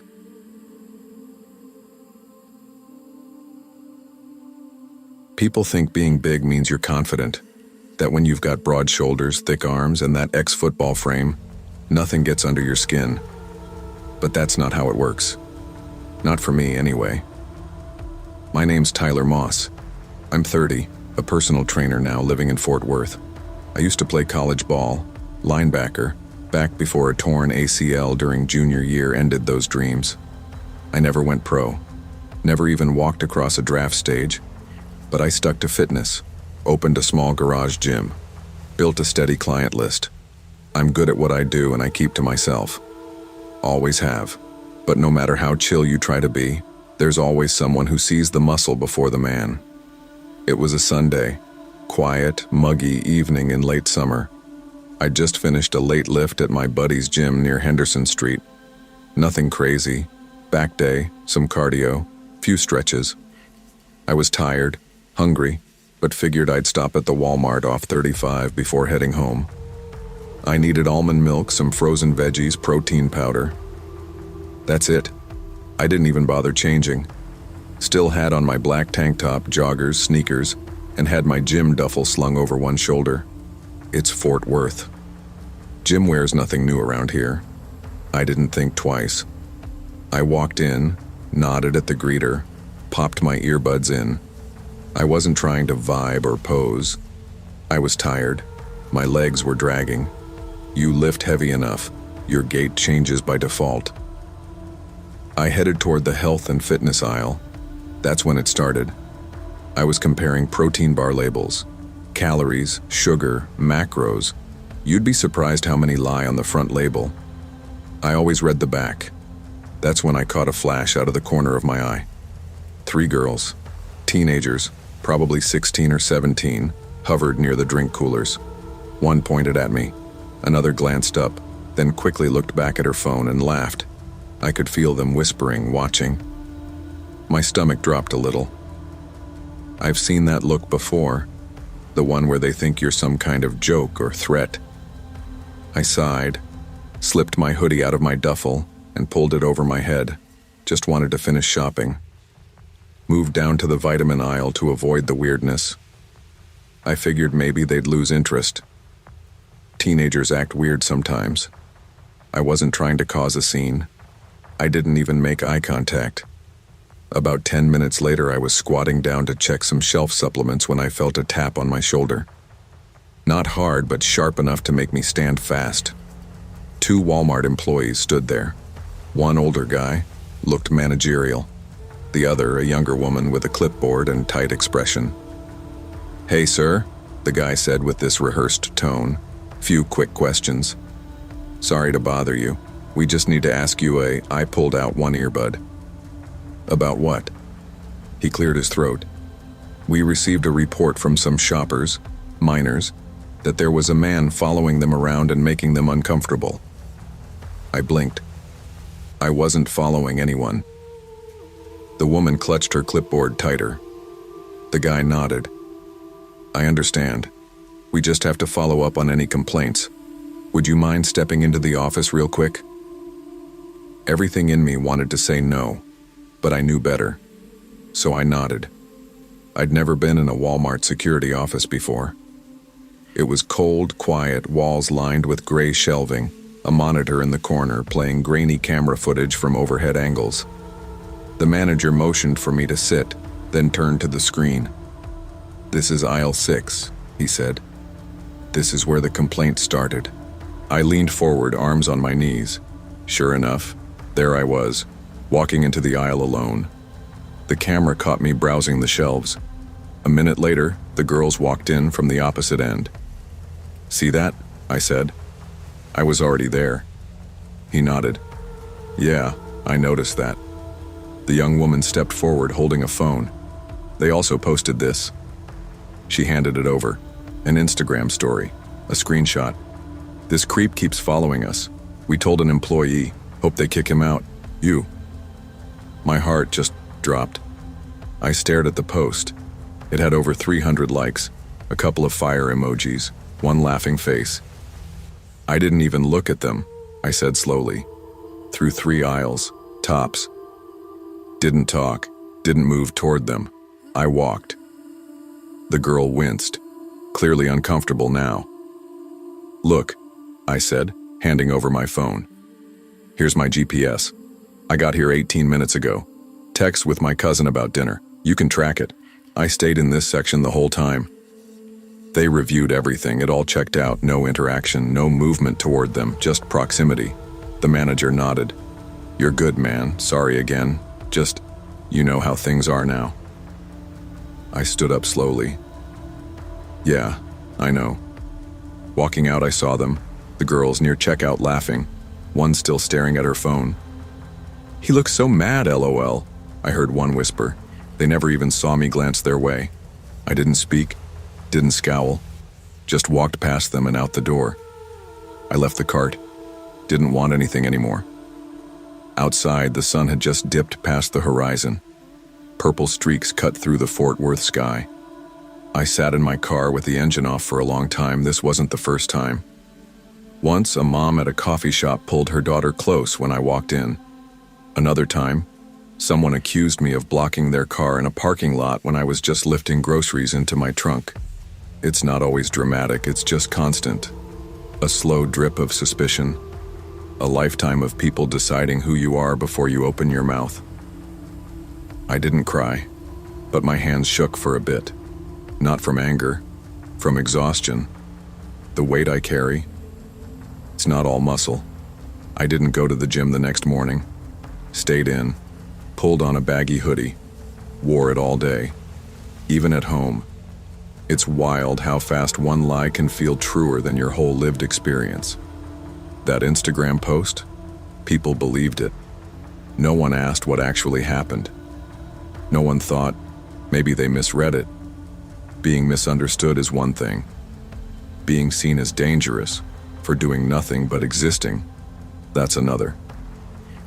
It took a week before I went back to my routine, back to training clients, back to grocery shopping, but with that quiet tension, the kind where your shoulders never fully relax, where you track people in your periphery just in case someone feels uncomfortable again. And maybe the worst part is, I know it'll happen again. Maybe not this month, maybe not this year, but someday someone will decide I look like someone who could, and that'll be enough. Assumptions are powerful and dangerous.